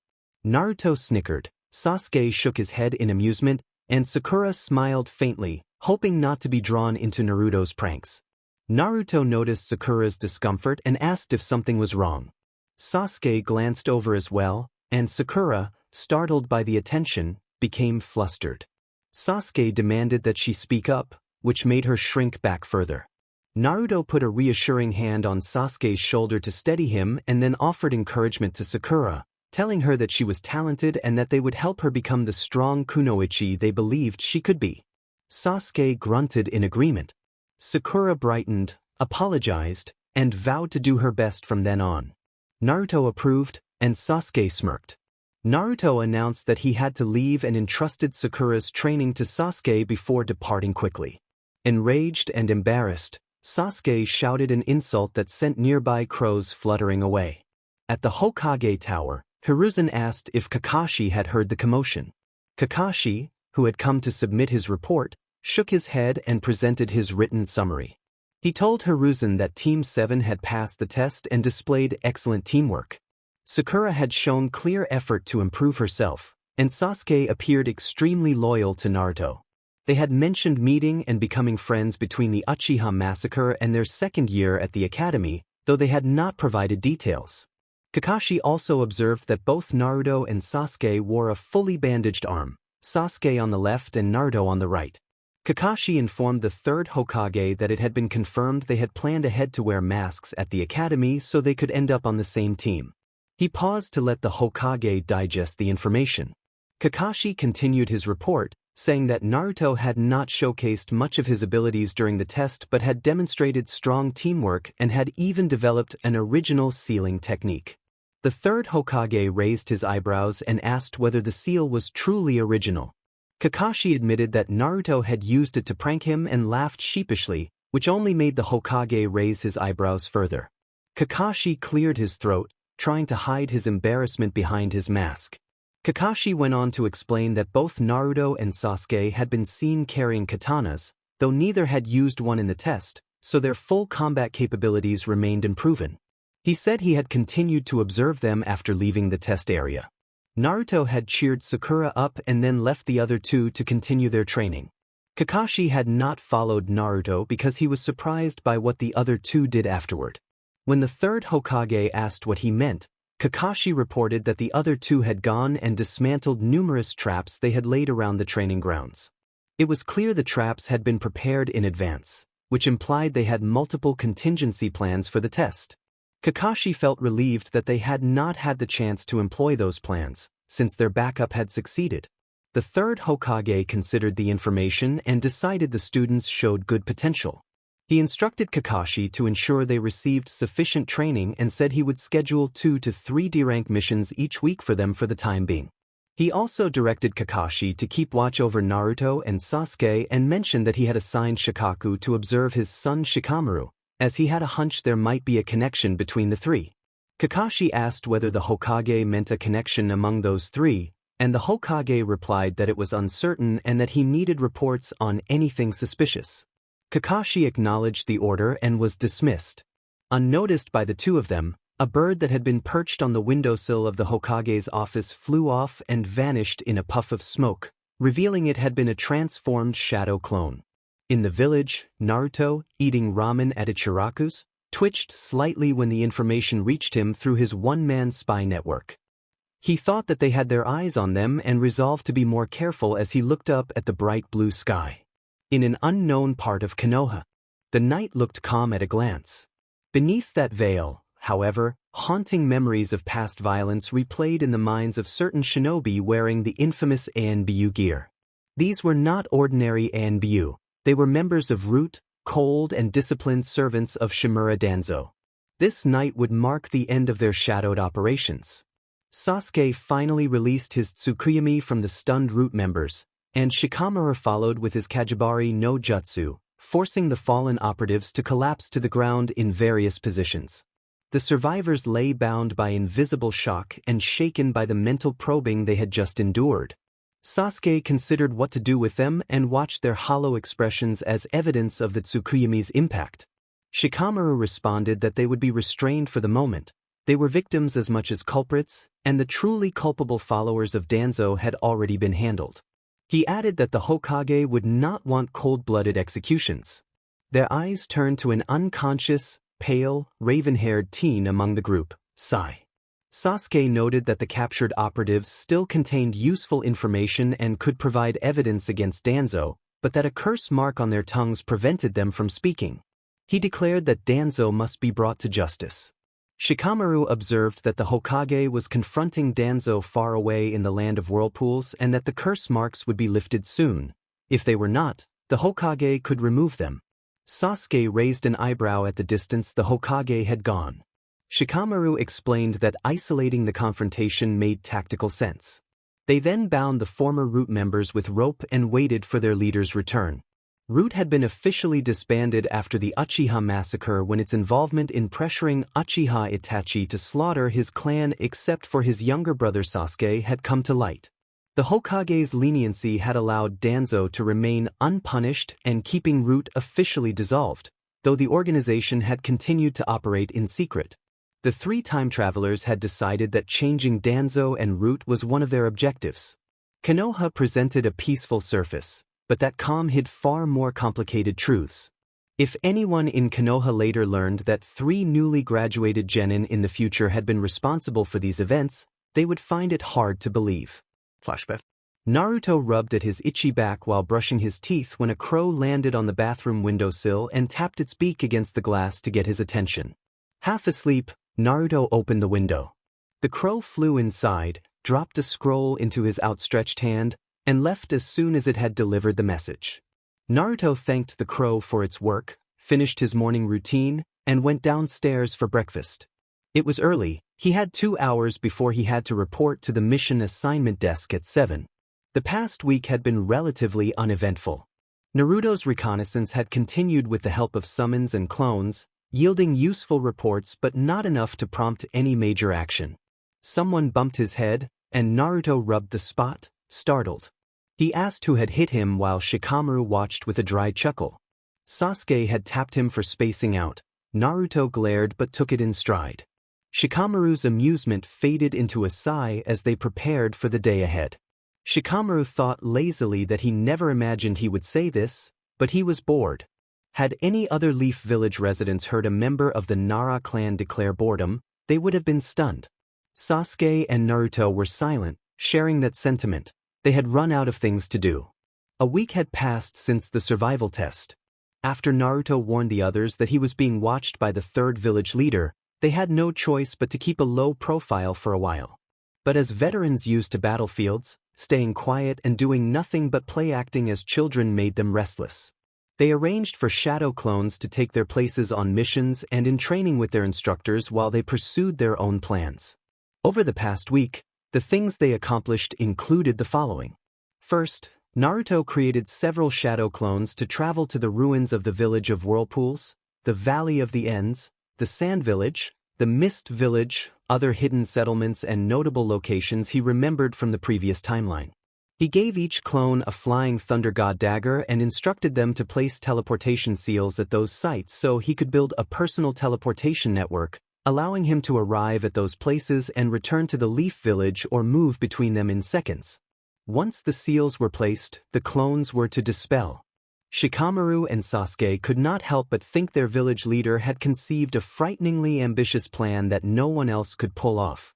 Mastering the Flying Thunder God technique was rare, and the technique was tailored to recognize its owner. In effect, their village leader made himself untouchable. No one could use the teleportation unless Naruto brought them with him. He did not forget to place his teleportation seal on his two best friends, the Leaf 12, the elite ninja instructors, the third village leader and everyone else he cared about. Naruto explained that it was so he could save them whenever and wherever, and Shikamaru and Sasuke could only exchange nervous glances.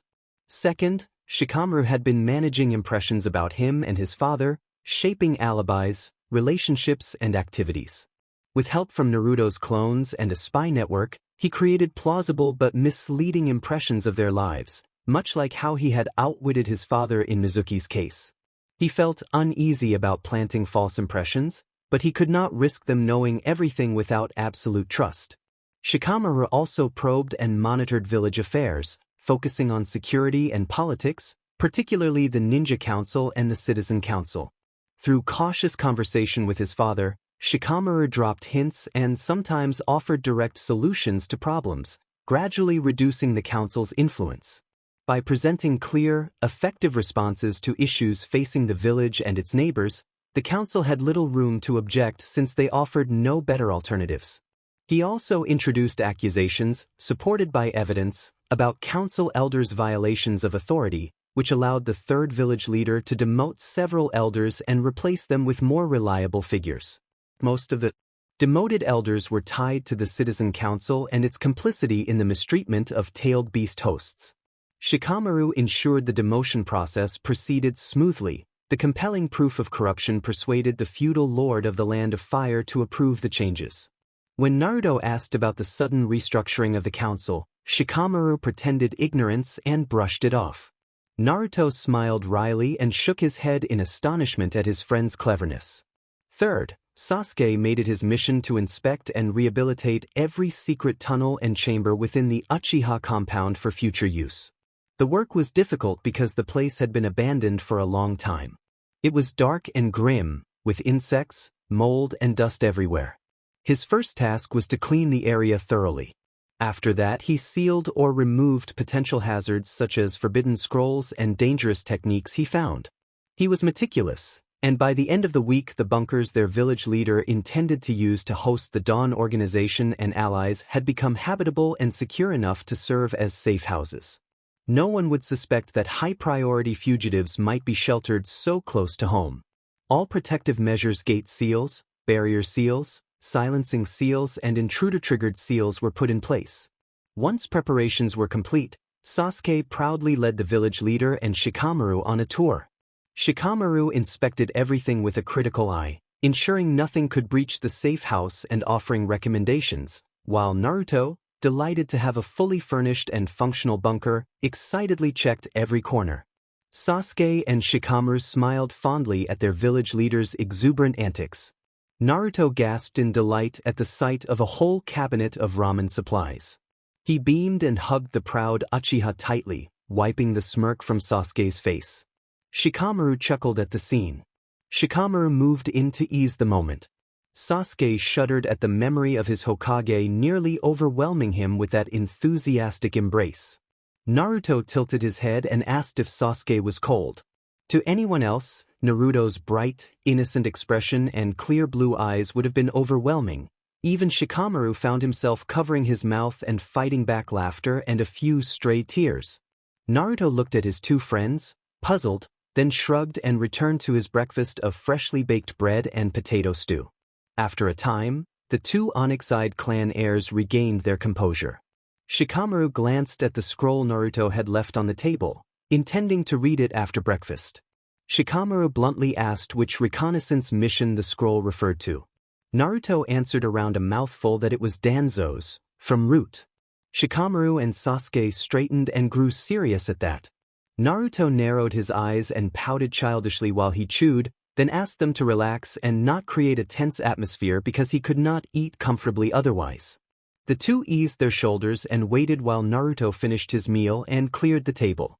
Naruto opened the scroll and laid it out to read. Shikamaru and Sasuke moved behind him to get a better look. Shikamaru fell silent, unable to find words for what he read. Sasuke noted that the orphan's kidnapping had been Danzo's doing, his expression unreadable. Shikamaru agreed gravely, his face darkening. Naruto sat quietly with his eyes closed and arms crossed.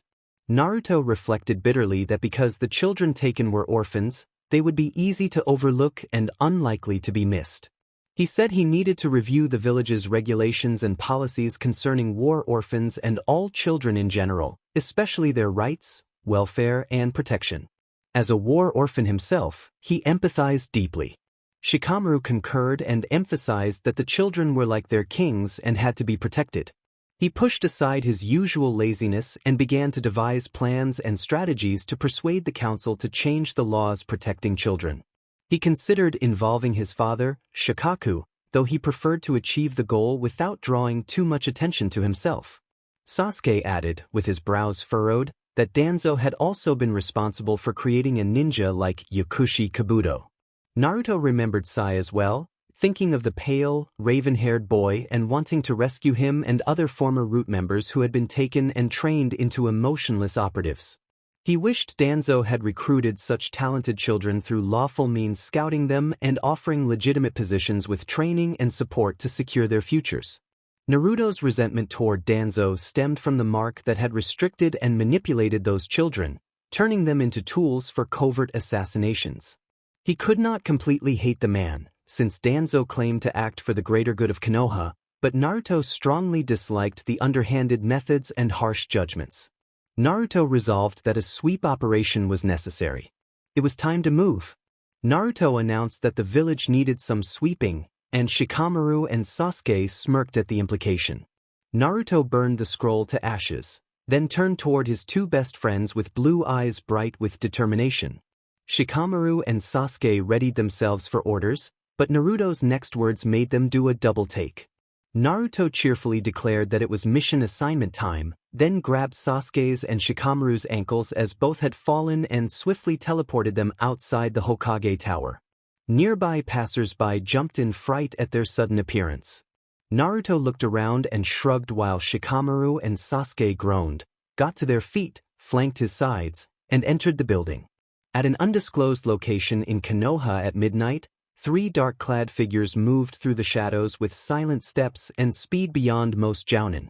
They passed towers, poles, and trees until they stopped above a high water tank, where an unnerving aura made the night feel colder than usual.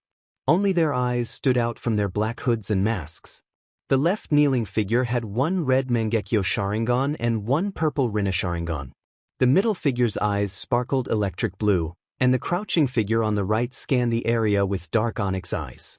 Their gazes were colder than normal and pierced the surroundings.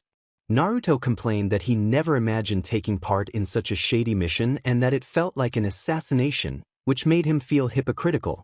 The two figures beside him lowered their heads, beads of sweat appearing on their backs. Sasuke rolled his eyes and told Naruto he was dousing the atmosphere. Shikamaru sighed, suppressing his urge to facepalm. Naruto apologized and admitted he could not stand the unease. He hugged his shoulders and shivered. Shikamaru thought to himself that he hoped Naruto realized they were the ones creating such an atmosphere. Sasuke grunted and exchanged a look with Shikamaru. Naruto then whispered that they should get on with it and released their gravity, chakra, and restriction seals. Strength and power coursed through them, making their bodies feel electric. Their recent training had paid off. Muscle and endurance had returned, leaving them lean and fit compared to weeks before. They moved without a sound and infiltrated the root base. Sasuke and Shikamaru were still impressed by Naruto's lone spy network that had uncovered the base's location. They subdued any encountered root operatives with swift, non-lethal techniques as they made their way toward Danzo. After all, they were up against two of the most powerful shinobi in the world and one of the last surviving warriors from the final war. In top condition, they felt confident. Naruto sensed Danzo's chakra growing closer and realized Danzo was trying to escape. He signaled the others with his eyes to handle things there while he pursued Danzo. Sasuke hesitated, mindful that Danzo was his charge, but he agreed and vanished to deal with the remaining root operatives, determined to catch up later. Naruto informed them that he would be at his favorite place and then increased his speed to intercept Danzo, leaving Shikamaru behind. Shikamaru clicked his tongue and muttered that it was a drag before heading after Sasuke. A boar-masked root member appeared before Danzo, warning him that they were under attack and that the enemy was moving very fast. The masked operative urged Danzo, in a flat but urgent tone, to make his escape. Danzo rose from his seat, brows knitting as he tried to make sense of the sudden threat. He had seen no sign that anyone had discovered his secret operations. He had been careful, and the idea that his network had been exposed unsettled him. If the base had been found, the leak must have come from inside. A traitor would be unthinkable when every operative bore his cursed mark. He moved through a dimly lit secret tunnel to escape, boar-masked root agents close behind. A gust brushed his cheek and he glanced back to see a subordinate slumped in the arms of a small, dark-clad figure. Only the figure's yellow, glowing eyes stood out, pupils pinched into a dash and circled by red-orange marking signs of Sage Mode. Before Danzo could react, the figure vanished and reappeared behind him using a flicker technique, placing both a Hiratian seal and a constraint seal on Danzo's back in one swift motion. A kunai pressed coldly to his neck. Danzo's remaining eye widened at the precision of the move. Danzo registered, with growing disbelief, that the intruder was a child. He had seen many children taken and trained as recruits, but none with the skill or calmness of the boy now restraining him. The child's command was low and steady as he ordered Danzo to remain still. The kunai drew a small nick on Danzo's neck. From deeper in the tunnel, two more black-clad figures approached. Danzo noticed they were also children, no older than 13 by his estimate. Danzo attempted to regain control by talking, weighing the chance to manipulate the children into becoming pawns who might expedite his rise. He planned to identify their weaknesses and turn them to his advantage. Shikamaru and Sasuke arrived within a few feet of Danzo. Sasuke had deactivated his dojutsu. Both scoffed at Danzo's attempt to negotiate. Shikamaru sneered that Danzo had the roles reversed and reminded him that his life hung by a thread, adding that they were far from inexperienced. Danzo answered the provocation with a smirk and formed a hand seal, buying precious seconds as more root members closed the distance. The boy in Sage Mode noticed the incoming chakra signatures and the subtle motion Danzo made, and he let the man proceed. He preferred to lure the others into a trap rather than scatter them, favoring the safety of a planned bait. Danzo chuckled and belittled the children, scoffing that they were way over their heads and would be unable to harm him with such meager threats. He tried to rile them into making a brash mistake. Sasuke's irritation flared. He wanted to kill the man then and there, but a single look from his Hokage stopped him. He knew Naruto had something else planned, so he huffed and drew his sword, Kusanagi, from its sheath. Naruto signaled with his eyes about the incoming guests, and both Shikamaru and Sasuke understood immediately what their Hokage wanted them to do. Seeing Sasuke unsheath his sword and Shikamaru shift his stance, Danzo inwardly smirked, convinced he had succeeded in provoking them. What happened next threw him off guard. Expecting rash moves that would open an escape route, he instead found himself in an open field. His smirk vanished and was replaced by confusion. He blinked once, then, hearing a suppressed chuckle behind him, he turned his head so quickly it might have looked like whiplash. Danzo stammered in disbelief as he took in his surroundings and realized he was no longer in Konoha. Naruto stood some distance away, studying him like prey. Danzo asked how this had happened, his voice edged with shock. Naruto chuckled and remarked that Danzo had completely forgotten him. The words hit Danzo hard. He froze as an overwhelming pressure seemed to crash down on him. Cold sweat ran down his back and a chill followed his spine. His hands trembled uncontrollably at the sight of the child before him. Danzo fought to steady his breathing and asked who the child was. He tried to analyze the situation calmly. Though it seemed absurd to feel threatened by a child, Danzo recognized that his survival depended on vigilance. For the first time since their encounter, he felt the urgent need to be fully alert. Naruto chuckled again and considered his advantages while Shikamaru's planning had played out perfectly. Sasuke had described the earlier fight with Danzo, including the man's overall strength and abilities, but Naruto had no intention of giving Danzo a chance to use them. He knew he did not need to test every power. He preferred to avoid unnecessary harm. With Sage healing and the Kyuubi's influence enhancing his regeneration, Naruto felt reasonably secure so long as he avoided fatal blows. They had also benefited from being underestimated. Naruto, Shikamaru, and Sasuke had stayed under the radar. Opponents expecting nothing from mere children gave them the element of surprise. They moved quickly and caught Root off guard, allowing the sweep to finish without dragging on. Underestimation had been their ally. Preparation and information were the other keys. They possessed knowledge from the previous timeline and intelligence gathered through their network. With Shikamaru's plan in place, Naruto had confidence in success and had even located where the kidnapped children were being held. There was no need for interrogation now that Danzo was exactly where they wanted him. Naruto revealed that he did not mind showing himself and then presented several propositions, which made Danzo shift his stance and tense up. Danzo asked warily what propositions were meant.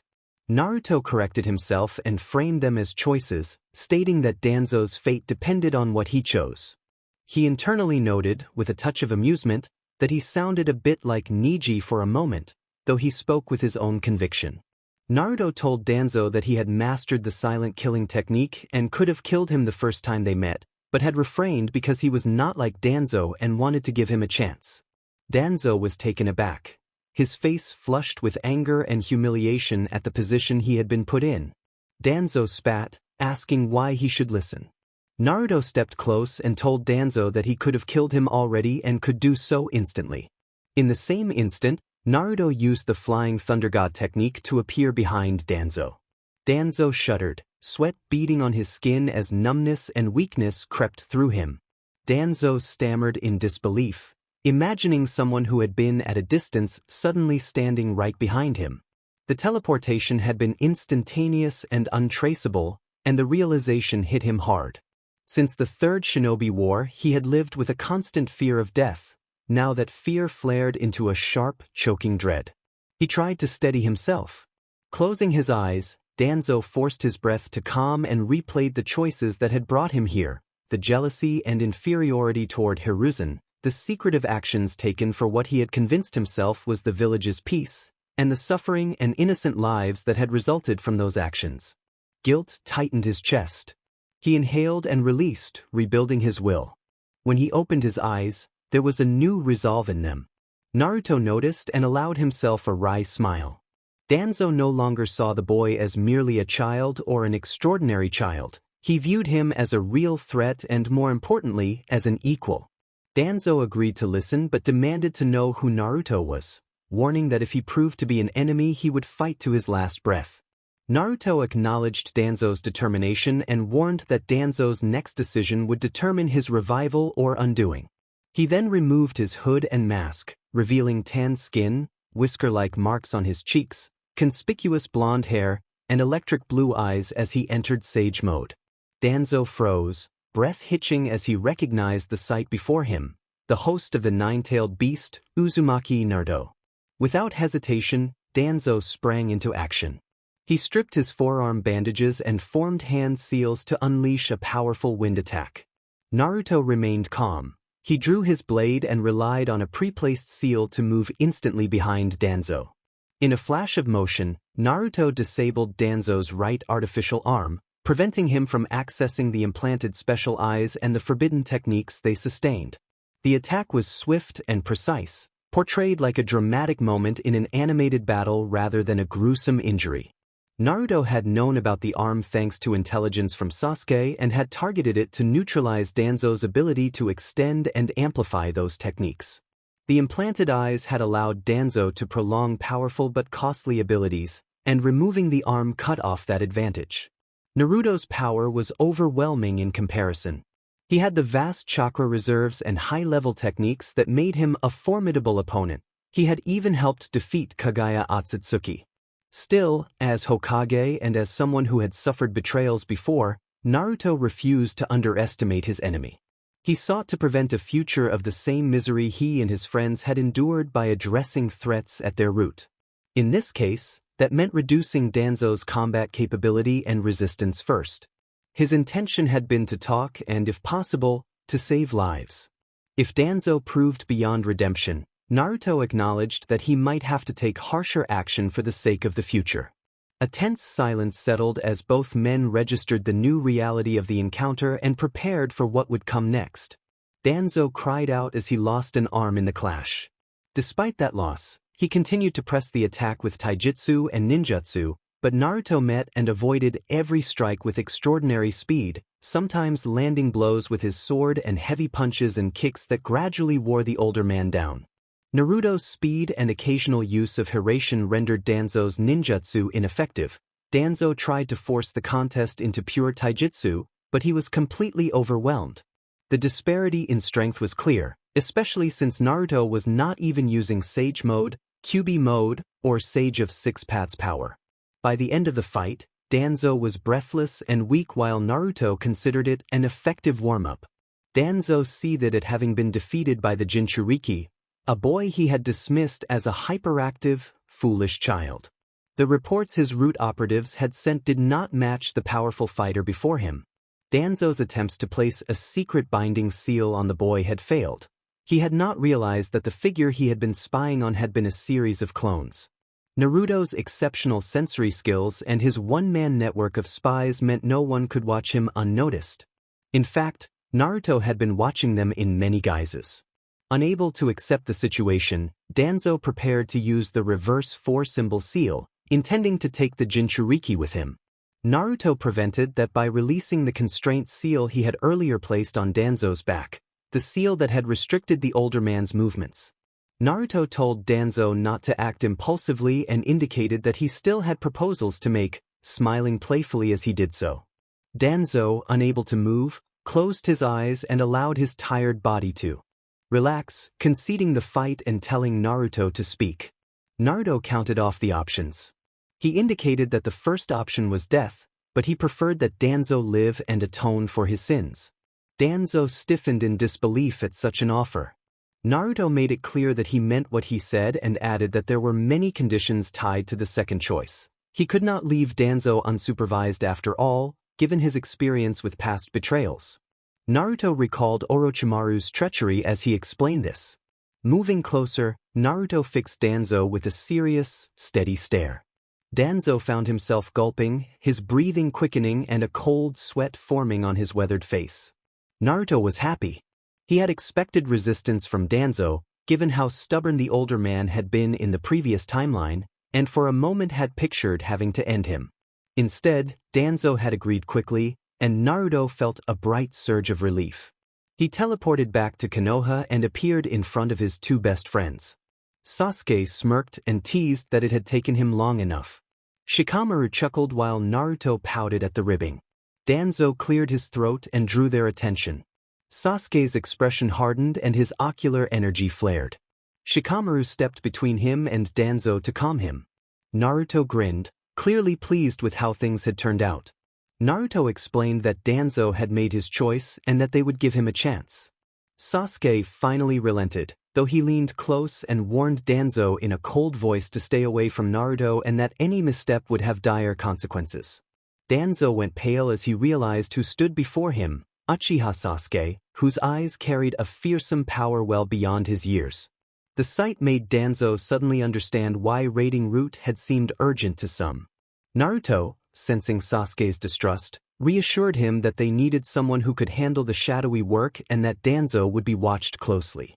He added that if Danzo misbehaved, Sasuke would be the one to point it out and that Naruto would not interfere. Sasuke's scowl shifted into a grim, almost satisfied grin at the thought. Danzo felt sick with dread, convinced the raven-haired boy would make his life miserable. Shikamaru observed both reactions with amused detachment.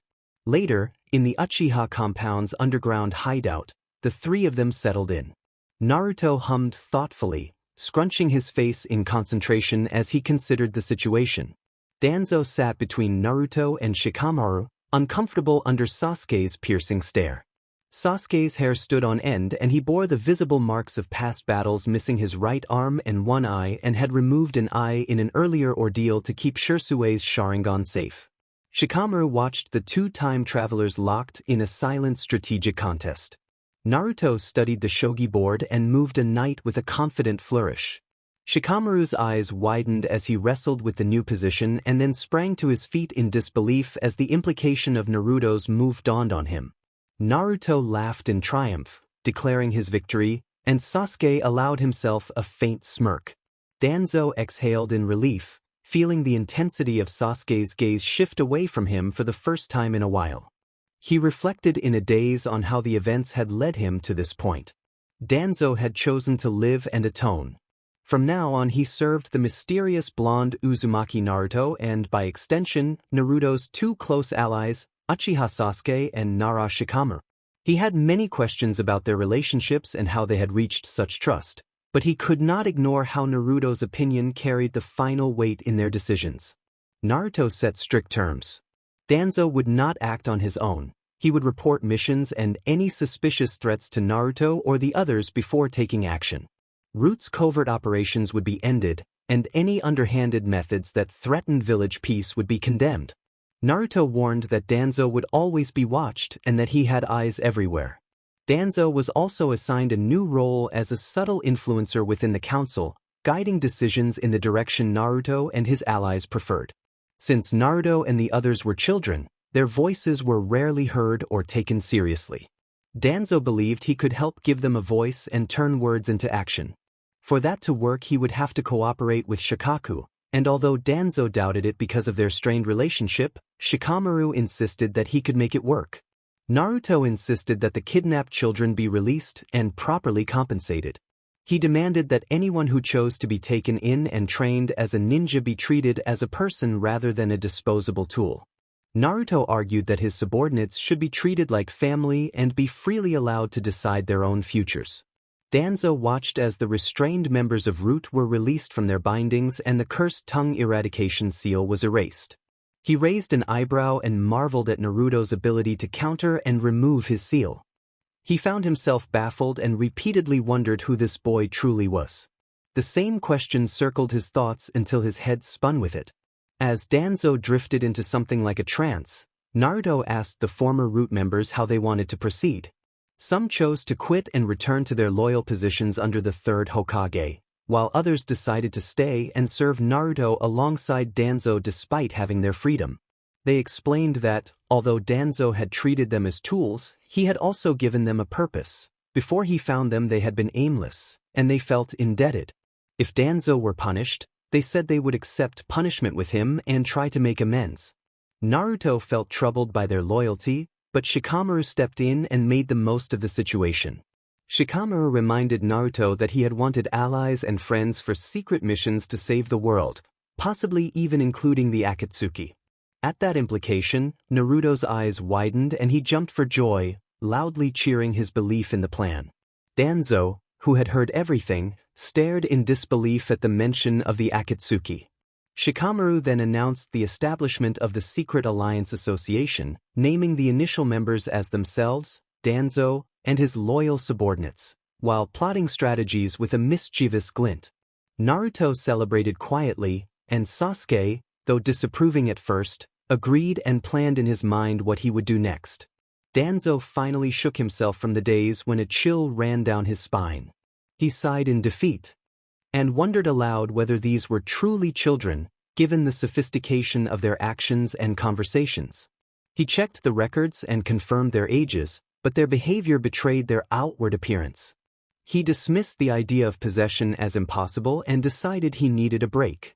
He would worry about it later and follow them back to the Uchiha compound. Sasuke and Shikamaru led the way back to the Uchiha compound with Danzo still constrained by the seal. Naruto, full of energy, stayed behind briefly to give further instructions to the new members. He placed a Hiraition seal on everyone to ensure he could reach them quickly if needed. He asked the Secret Alliance Association members to retrieve the kidnapped children, return them to their homes and orphanages, and then gather at the Uchiha compound, which would serve as their new headquarters. They nodded and moved swiftly to carry out the orders. Naruto paused for a moment, feeling as if he had forgotten something, but dismissed the feeling and decided it was nothing. With the immediate tasks underway, he said he would play a round of shogi with Shikamaru and then vanished, teleporting to their newly founded SAA headquarters. He wanted to know who Naruto really was. An enigma, an unknown. Would the boy before him be a threat to Konoha, or would the boy who hosted the Nine Tails be the savior of Konoha? Danzo could not believe it himself, but he had a gut feeling that it was the latter. An unfamiliar feeling surged through him, faith. Even without seeing all of Naruto's abilities, every fiber in Danzo's being told him that Naruto would be the one to achieve true peace in the world, a peace Danzo had striven for on his own regardless of method. He believed that with Naruto at the peak, he could bend the world toward the peace he dreamed of. Danzo knew, however, that the child before him would not let him continue in his old ways. The child's determined blue eyes seemed to pierce his soul and told him that Naruto knew everything there was to know about him and would not stop at anything to change him, as if Naruto had seen the future. Danzo inwardly smiled. He could either die or live and atone for his past. As stubborn as he was, he would rather die than submit to anyone, not even Hiruzen, much less a child. But Danzo wanted to witness it. He wanted to see how far Naruto would take him. His root had already been undone and he had lost the power he had invested in through the sacrifice of many innocents. The choice was obvious. He reached toward the outstretched hand. Silence settled between them. Danzo remained silent. Naruto remained silent. Danzo deadpanned that he could not move. Naruto retracted his outstretched hand, sheepishly rubbed the back of his neck, and his cheeks flushed with embarrassment. Danzo inwardly marveled at how endearing Naruto looked, then mentally scolded himself for such thoughts. Disbelief filled him at how much the young man was already influencing him. Naruto grinned, placed a hand on Danzo's shoulder, and declared that since Danzo had decided they should clear things up. Instantly, they vanished from the clearing, leaving the remnants of battle behind, as Naruto teleported them back to Konoha. Kakashi was in a foul mood. A month had nearly passed since the survival training, and he understood less and less about his team. Lord Third had assigned them about 3 to 4 D-rank missions every week while the remaining days were used for training. Their teamwork had improved greatly and Sakura had become more eager to learn and train. The missions were finished rather quickly thanks to Naruto and his famed shadow clones, which made the jobs proceed faster and more efficiently, leaving more time for training. What frustrated Kakashi was that Naruto's blood clone and Sasuke's blood clone had kept their status as genin, as ordered by the originals, and revealed nothing. They were so normal that it seemed abnormal. During training they followed his instructions without much protest and completed them. Kakashi questioned them about things such as sword use and other abilities, but they always dodged the subject or shrugged it off with teasing, evasive answers, never giving him a real response. Their constant playful smirks infuriated him. At other times Kakashi tried to prod them into sparring with him to gauge their strength, but the sparring sessions felt unsatisfactory, He had the sense they were holding back. Many times they surprised him, yet whatever he did he could not coax them to go all out and show their true abilities, even when he used his Sharingan. To Kakashi, that made him feel inadequate. Sasuke did not react much to the Sharingan either. Kakashi felt that, despite the time he spent training them, he had not grown close to them or gained their trust. Apart from Sakura, the other two had not opened up to him despite his many attempts, and that left him feeling miserable. His training focused on stamina and conditioning, increasing proficiency with kunai and shuriken, and mastering 3 basic ninjutsu: substitution, transformation, and clones. The regimen suited Sakura. Naruto and Sasuke found it boring and completed the exercises without much feeling. For 2 of the most powerful shinobi in the world, such basic training could not ours much excitement. Kakashi considered whether Sakura's training was going well enough to move on to chakra control exercises. He had thought about tailoring each of his students' training to develop their own fighting styles, but he still did not fully understand Naruto's and Sasuke's combat limits. Without that knowledge, he could only work on their foundations. At least Sakura had benefited a great deal so far. At a dead end, Kakashi sighed and took his concerns to the 3rd Hokage. Hiruzen understood his point and proposed a solution: assign a higher-ranked mission. Hiruzen suggested that after completing their current D-ranked mission, Team 7 should report to him the next day so he could assign a C-ranked escort mission. The Hokage explained that Kakashi should avoid interfering with any fights the students might face unless their opponents were clearly beyond their abilities. Kakashi acknowledged the plan and accepted the assignment. Later, Sakura shouted through the intercom, snapping Kakashi out of his thoughts. Sasuke and Naruto winced at the volume and mentally grumbled about Sakura's loudness. Kakashi answered lazily that he was listening, his tone clearly sarcastic, which made the 3 genin facepalm. Sakura informed him that they were close to the target and waiting for instructions. Kakashi asked the distance, and Sakura replied that they were 5 meters away. Sasuke and Naruto confirmed the same. Kakashi gave the countdown and told them to go. Sakura, Sasuke, and Naruto leaped from their hiding places. Naruto, fastest of the 3, reached the target first and tackled the famed demon cat, Tora. He tossed the struggling creature to Sasuke, who had a way with cats. Tora protested with sharp movements, but calmed under Sasuke's soothing touch, eventually purring. Naruto ended up with a few scratches but was otherwise fine. Naruto admitted quietly that he missed the fox-like companion he had once been close to. Sasuke noticed the change in Naruto's mood, placed a hand on the blonde's shoulder, and asked with a concerned expression if he was all right. Naruto looked up and smiled gratefully, saying he was just missing the old friend. Sasuke returned the reassuring smile, and Naruto felt his tension ease. Kakashi watched them intently, narrowing his eye. He wondered when they would start trusting him with their secrets. Kakashi then asked whether the subject had a red ribbon tied around its neck and turned to Sakura to confirm the capture. Sakura confirmed that the cat was Tora, smiling as she patted it lovingly. Kakashi nodded. Kakashi concluded that the mission was complete and suggested they return to the village leader's tower to finish their report. Hiruzen sat at his desk locked in battle with his longtime enemy, paperwork. He wished he could burn the stacks of forms, but his responsibilities as the 3rd village leader would not allow it. He had intended to be retired by now, but the 4th leader's death had forced him back into the role, wearing him down. He felt his age keenly.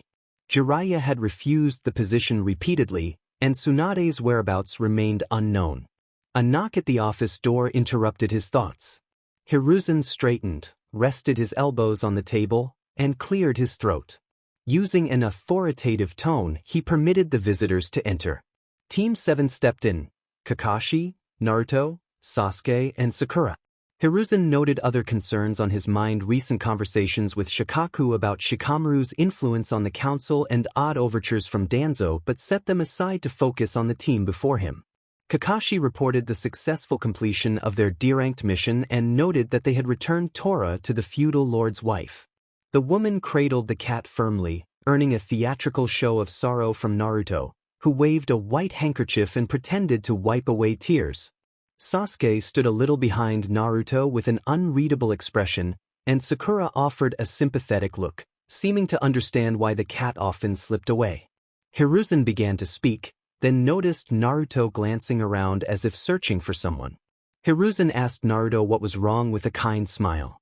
Naruto explained that he was wondering where Irika was, recalling that in a previous timeline Irika had been present for the team's first C-ranked mission to scold them. Naruto added that he had thought of asking Irika to treat him to ramen. Hiruzen, sensing nothing more to gain, let the matter drop. Hiruzen then told the team that, based on their progress and their mission reports, he had concluded they were ready for their first C-ranked assignment. He paused and studied each of them. Kakashi appeared as lazy as ever, a small book in his hand. Sakura looked relieved and excited at the prospect of moving beyond D-rank tasks. Naruto wore an eager grin. Sasuke maintained a cool, knowing expression. Hiruzen sighed, admitting to himself that he could not read any of their faces, no matter how suspicious he felt. Hiruzen ordered that it would be an escort mission. They were to escort Tazuna back to his village in the Land of Waves and protect him until he finished the bridge he was constructing, and he instructed Kakashi to bring Tazuna in. As soon as he finished speaking, the door opened and an older man entered in a green robe with a towel draped around his neck and a bottle of liquor in his hand, his face flushed from drinking. The scent of alcohol filled the office and the occupants reacted with displeasure. Tazuna slurred that he had a group of brats assigned to protect him, and Team 7 regarded him with narrowed eyes. Kakashi assured everyone that he was a high-ranking ninja. Tazuna scoffed and turned away. Hiruzen cleared his throat and told Tazuna to rest assured that the team was capable of protecting him and that he should not underestimate these ninjas. His tone carried a weighty seriousness that made Tazuna nervous. The older man backed away until he was up against the wall and then nodded. Everyone understood his authority, and Hiruzen allowed Kakashi to take over. Kakashi instructed the team to pack for a trip of at least 2 weeks and to meet at the village gate in 2 hours, then disappeared in a swirl of leaves. Sakura bade Sasuke and Naruto farewell as she left to pack, but Sasuke stopped her by placing a hand on her shoulder and leaning in close to advise her to pack only what was necessary: a canteen of water, medicines, some clothing, and an adequate supply of weapons. He cautioned her that danger lurked everywhere outside the village and that she should be prepared in equipment, mind, and body. Sakura blushed at the close proximity and nodded before Sasuke released her. Naruto watched from the sidelines, amused and slightly exasperated, recognizing that a difficult mission awaited and that Sasuke's concern was genuine. Naruto suggested they get some lunch first to build their energy, and he and Sasuke left in a sprint, racing each other to the noodle shop. Hiruzen wished them luck with a warm smile that turned to a slight smirk. 2 members of the village's elite covert unit exchanged a knowing look and smiled as well. Naruto ran excitedly, thinking that facing Zabuza and Haku again would be interesting, and he headed toward the Ichiraka noodle shop with Sasuke close behind. Sparks and the ringing of metal filled the unfinished bridge that connected the mainland to the Land of Waves. The battle there was fierce. Enemies were dispatched one after another as combatants moved with swift, decisive strikes. Rogue ninjas fell under rapid attacks, adding to the growing scene of exhausted fighters and scattered gear. A quick blur of black and silver streaked through the fray as one opponent after another was overwhelmed. A short, heavy-set man lay among those who had been defeated, his belongings strewn nearby, a mute sign of how sudden and brutal the confrontation had become. Sakura stood to the side, staring in astonishment. She was not as shocked by the clash itself as she was by the sight of Haku, Sasuke, and Naruto sitting together, casually playing a game of cards and laughing amid the chaos, their calm composure striking against the surrounding intensity. She lost her appetite at the odd juxtaposition but could not look away. Zabuza called out to Kakashi, noting the number of opponents they had overcome, and then swung his broadsword again. The attack was swift and forceful, removing another enemy from the fight without graphic detail. The combat continued with dramatic, anime-style intensity rather than gore. Kakashi smirked and announced 49, then resumed his rapid, practiced assault. Zabuza swore under his breath and increased his speed to keep pace in their so-called competition. Several weeks earlier, the coming dusk had not deterred the lines of shinobi as they stood rigid and disciplined. unwilling to display any weakness. Each hoped to impress the superiors watching them and force themselves into their best behavior, while the dark chamber, dimly lit by a few scattered candles, seemed to amplify their unease. It had been a long night. Many had braved terrifying missions and scarce sleep, yet none remembered feeling so unnerved as now, when emotions long suppressed began to surface. Years of conditioning to become perfect weapons and emotionless tools wavered under a tide of feelings they had not felt in decades. Naruto met each agent's gaze, finding it hard to swallow as time stretched. Seconds bled into minutes and then hours. They wished to be released from that anxious waiting for a word from their superiors, for recognition, direction, and purpose. Having been lost in darkness for years, they clung to this new chance like a lifeline. A single cough and a pause were enough to release breaths they had not realized they had been holding. Tense shoulders relaxed, and the stiffness eased as unfamiliar emotions moved through them. They welcomed those feelings, then refocused on the man addressing them. Naruto cleared his throat and felt the tension lift. A wry smile formed as he took in the hopeful faces turned toward him. Shikamaru stood at his side, slouched in posture but sharp-eyed, scanning the room and assessing each member of the newly formed organization. He would not tolerate flaws in his plans. Naruto sensed Shikamaru formulating strategies and placements for the manpower at hand while maintaining an outward air of detachment that disguised his calculating mind. They had spent hours without sleep, consolidating scrolls and files about their agents. Naruto prepared a larger storage scroll and used a seal to contain the others. Earlier, Sasuke had passed out blank scrolls for each agent to fill in basic information: name, birth date, ninja registration, rank, any special traits such as bloodline limits, and a history that included experiments carried out under Danzo. The forms also recorded taijutsu, ninjutsu, genjutsu, and weapon skills to assess each agent's capabilities and proficiency. Shikamaru absorbed the details like a sponge and began assigning posts and designations. He suppressed the urge to complain, holding back the habitual muttering of the word troublesome by biting his tongue. In the background, startled noises came from Sasuke's practice with an old training hawk, but Shikamaru did not feel inclined to investigate further. Afterward, Naruto used his signature persuasive approach with the SAA agents. When he dismissed them to rest for a few hours before calling them back for further orders, he knew they would feel disoriented yet moved, uncomfortable yet better for the experience. Naruto appeared enthusiastic as he spoke about ideals, peace, and breaking cycles of hatred, but those who experienced his technique directly knew how deeply it reached and how disconcerting it could be. Shikamaru felt a shiver crawl up his spine. He silently reminded himself never to cross Naruto. He had no better judgment than to remember that his friend and Hokage held enough power to turn the world upside down. He took comfort in the fact that Naruto was human and had the common sense not to bend the world to his own whims. The thought of an evil Naruto conquering the world, or even facing Naruto as an opponent, filled him with dread. He stole a glance at the Hokage in the corner of his eye. Naruto was absorbed in his work, pondering seals: what kinds, what types, what was new, how useful and how dangerous. Shikamaru felt grateful that Naruto was, in his way, angelic. The world would suffer the day that changed.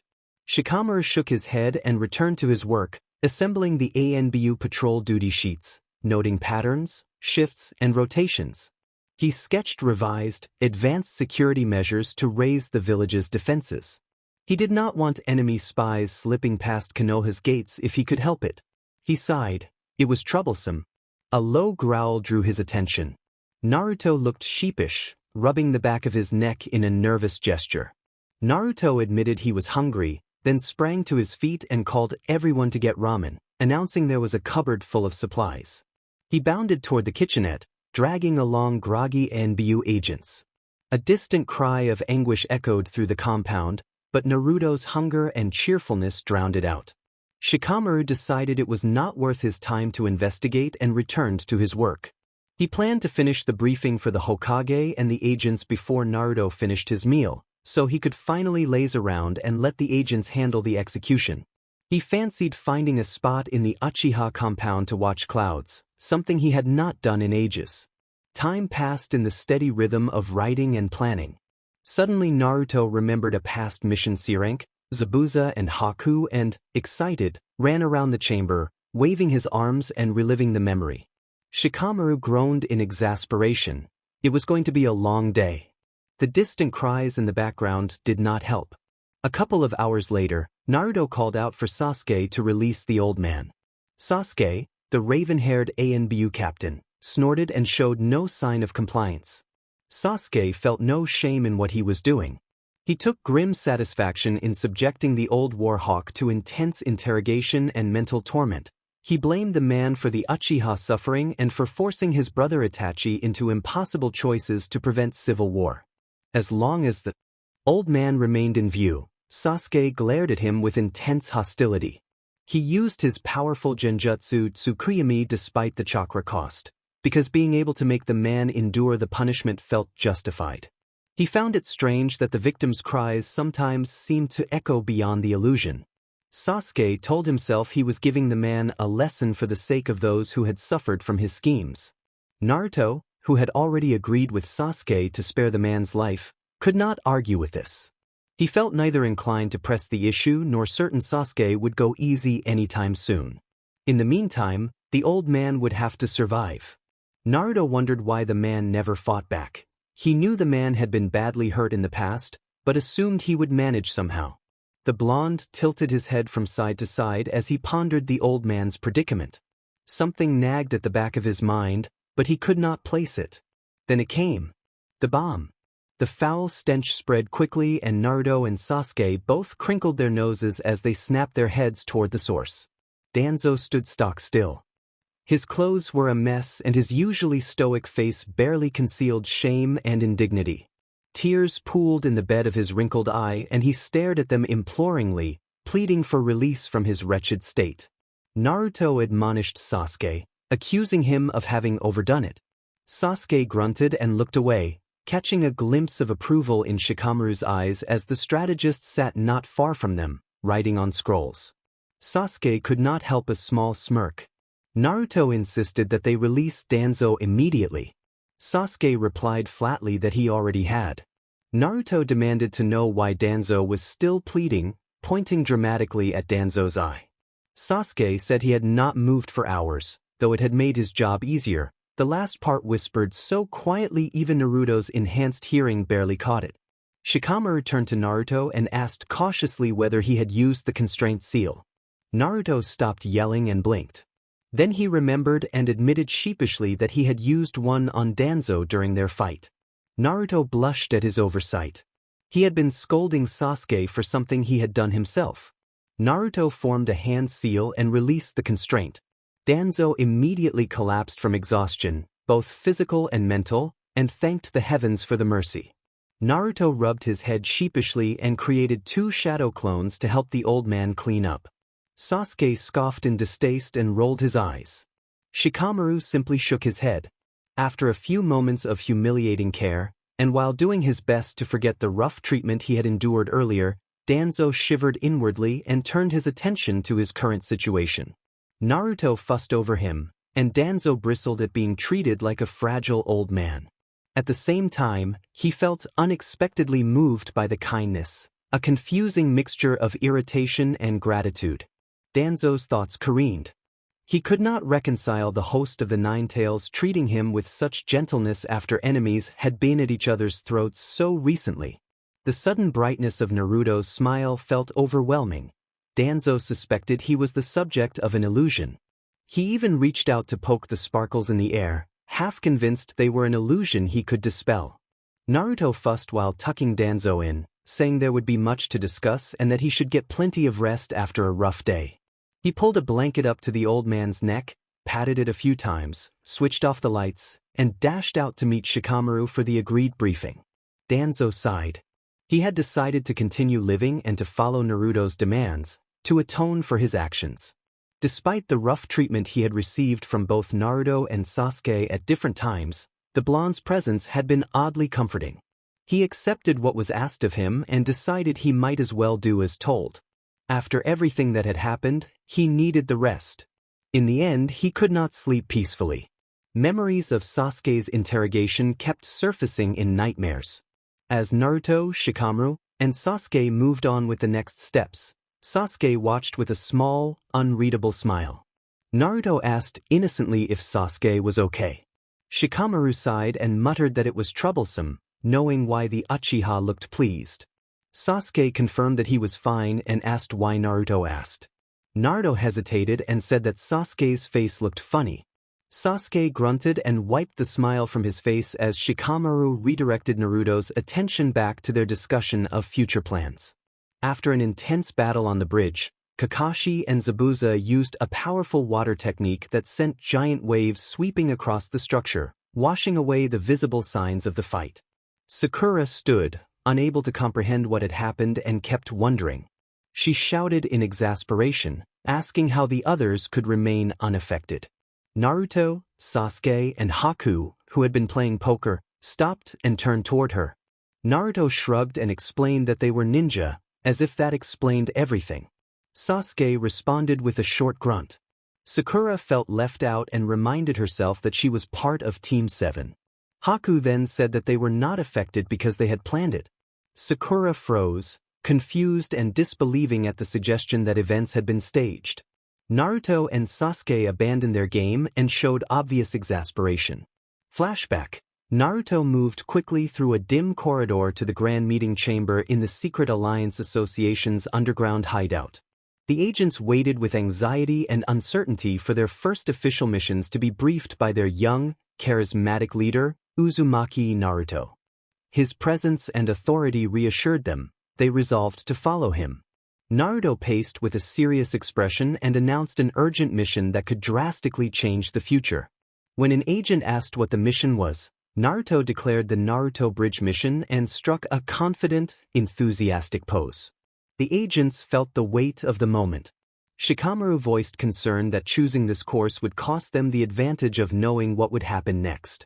Naruto explained that the purpose of returning was to change events. He did not intend to play God and believed he could handle whatever the shinobi world might throw at them, recalling his past victories against overwhelming odds. Shikamaru smirked in pride and muttered that Naruto was troublesome, while Sasuke gave a brief approving sound. In preparation for the uncertain future, Naruto sent agents throughout the elemental nations to gather intelligence on the major hidden villages and smaller settlements, and to monitor Akatsuki's movements while keeping an eye out for Jinchuriki. These agents infiltrated under false identities working as mercenaries, civilians seeking employment, or merchants, and some were encouraged to assimilate into the inner circles of their assigned communities to access sensitive information. Using his clones and a teleportation network of seals he had placed across the lands, Naruto arranged weekly briefings. Clones would meet the agents at designated times and places, receive reports, then return to transfer the information. He instructed his agents to protect any Jinchuriki they located and forbade them from making initial contact. He intended to make those first approaches himself to avoid unnecessary hostility. The sand dunes stretched far and wide as wind drove dust that blurred the vision of two figures. Their dark cloaks billowed as they pressed through the desert towards Sunagakure, the village hidden in the sand. With chakra supporting their footing, they pushed on against the storm. One of the figures had bright blonde hair. The other appeared as a plain-looking merchant. The journey had begun. Sakura decided she had strange teammates as Konoha's gate loomed in the distance while she and her team returned from the mission that had been promoted from C rank to A rank. She could not wait to soak in a warm bath after a long assignment. It did not feel like a proper mission to her. Why would anyone make friends with missing ninjas anyway? The lowly mercenaries had been overwhelmed in the fight, and the memory of that defeat gnawed at her. Sakura thought about Naruto and concluded that her blonde teammate lacked common sense, or was simply naive and innocent. He was an orphan, so maybe nobody had taught him certain things, but Sasuke had had a family before their clan's tragedy, so Sakura could not understand why their attitudes differed so much. She asked Sasuke that same question. Sasuke shrugged and offered that Naruto thought the missing ninjas were okay. When she pressed about the mercenaries, Sasuke dismissed them as expendable. Sakura felt like pulling her hair out in frustration but forced herself to stay calm because Sasuke might be watching, and the thought made her cheeks warm. Sakura decided to stop overthinking her teammates before she short-circuited her brain. At SAA headquarters, Naruto threw his arms around Shikamaru in a tight hug, seeking the comfort he sometimes needed. Shikamaru groaned and muttered that it was troublesome, set down his brush, shuffled his paperwork, and adjusted himself to return the embrace. Naruto was often touch-starved, and Shikamaru made sure to welcome the gesture when he could, though he rarely showed it. Sasuke followed closely behind Naruto and leaned against a nearby wall with a look of feigned indifference that masked inner frustration. Naruto never sought comfort from him, and the Uchiha's face morphed into a scowl at the thought. Shikamaru felt sweat run down his back and thought it was really troublesome that Naruto preferred hugging him to seeking out Sasuke. Sasuke often carried dark emotions, and Naruto naturally avoided those shadows. Naruto could sense negative feelings, so he rarely went to Sasuke for solace. Naruto might hug Sasuke when the Uchiha needed it, but he did not expect the same in return. Shikamaru welcomed Naruto back and asked about the mission. Naruto grinned and described the mission as awesome, saying it had gone according to plan, which earned Shikamaru's smirk of satisfaction. The successful mission meant 2 new members for the SAA and a step toward an alliance with the village hidden in the mist. Flashback. At an unknown time and place, the room was eerily silent. Zabuza felt an unnerving presence as if someone else shared the space with him. The sensation left a foreboding ache in his stomach and chills along his spine. He was used to being the predator, not the prey, and this new feeling of fear unsettled him. A playful voice addressed him, and Zabuza demanded to know who was there, refusing to be intimidated. He spread his senses to locate the speaker and inched his hand toward his sword, Kubikurbocho. The visitor ignored the question and offered a deal. Zabuza, suspicious, wondered what use a visitor could have for someone like him. He was a well-known missing ninja who had been hired before, most recently by a wealthy merchant named Gato. He had not yet decided whether to accept that contract because he wanted to inform his adopted son Haku first. He had 3 days to reply, and this was the last. Zabuza was glad Haku was out picking herbs. An unpleasant confrontation now would complicate matters. The visitor revealed knowledge of the rebellion in the mist and claimed to have spies across the elemental countries. Zabuza grew cold with unease at the implication. The visitor's reach was more threatening than a simple recruiter. Zabuza held back his temper and waited to hear the offer. The visitor proposed recruitment. Zabuza wanted to know for what purpose, and the visitor answered that the objective was winning. Zabuza bristled at the vagueness, but the visitor explained that the offer was not a one-time payment. Instead, it was a long-term alliance. If Zabuza and his apprentice joined the organization, the visitor would help ensure victory in the rebellion against the current Mizukage, and Zabuza would continue to assist the organization afterward, creating a mutual benefit. Zabuza froze as the stranger mentioned Haku by implication. He muttered curses under his breath until the full implication of the offer sank in. The visitor asked again if Zabuza would join, and Zabuza grinned, his sharp teeth showing. Zabuza listened and felt a small bud of hope in his chest. The visitor implied there was an army at his command, an organization recruiting Zabuza and Haku. If they joined, the organization would assist the rebellion and promised victory. Zabuza had no ambition to become a Kage. Terumi Mei could take that seat, and remaining a member of the organization would cement an alliance. Better an ally than a foe. In return, Zabuza and Haku would assist the organization in its future plans. Zabuza asked what the organization's goal was. The stranger smiled and said their goal was peace. The memory ended. In the end, Zabuza demanded to know the identity of his future leader. Shikamaru noted that Zabuza had become twitchy from their invisible presence, and they waited until Haku returned before revealing themselves. Zabuza was furious at first. He had thought they were playing a joke on him when they appeared as 12-year-old genin. He was also unsettled at being confronted by 3 opponents. Then Naruto's overwhelming intent and the charged presence of the Kyuubi washed over him like a tidal force, leaving Zabuza momentarily speechless. Haku froze, gripped by anxiety and on the verge of a panic attack, even though he had not taken the main force. Shikamaru and Sasuke made sure Zabuza understood they were not mere children. They demonstrated that Naruto could unleash devastating power if he wanted to, and that such power could be used to force nations to reconsider their choices. They emphasized that the elemental nations should be grateful the group focused on bringing peace rather than destruction, since the latter would be all too easy. Convinced they could deliver victory in return for loyalty, Zabuza agreed. Sasuke emphasized the consequences of treason and made it clear they had the means to eliminate threats if necessary. They had methods of concealment, restraint, and sudden strikes that could neutralize enemies before they realized what hit them. They persuaded Zabuza and Haku to accept a contract to infiltrate Gado's organization with the planned outcome of removing Gado and seizing his assets to fund the rebellion. Gado's business empire would be taken over by the SAA for future use and funding, excluding his illicit trades. Between then and the Chunin exams, SAA agents would be sent into Mist and Zabuza would send a signal when it was time for the rebellion to move and depose the current Mizukichi. Shikamaru voiced his concern about Yagura.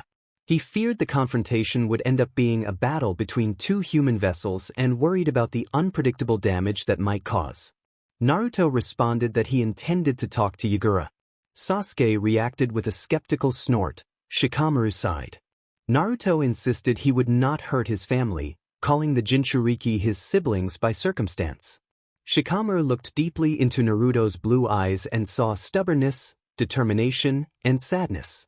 He closed his own eyes briefly, felt a pinprick of pain at Naruto's hurt, and squeezed him in a quick gesture of comfort before letting go. Sasuke watched solemnly. Shikamaru warned that Yagura was under Madara's control. Naruto explained that Yagura was trapped in a powerful genjutsu rather than being free under Madara's direct influence. Naruto believed Sasuke could break it by countering with his Mangekyo Sharingan. Once Yagura was disoriented, Naruto planned to restrain him and draw him into the Jinchuriki's shared mind space to speak without interruption. Utakata and Saiken were already aligned with the SAA and would watch their backs. Shikamaru considered the plan, sighed, and nodded. Shikamaru admitted he wished he could go, and Naruto smiled up at him. Naruto reminded him that Konoha needed Shikamaru to manage the SAA.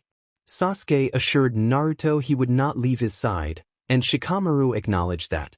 Naruto brightened and revealed that Kakashi-sensei had just finished his debriefing with the Hokage. A spy clone had relayed the information.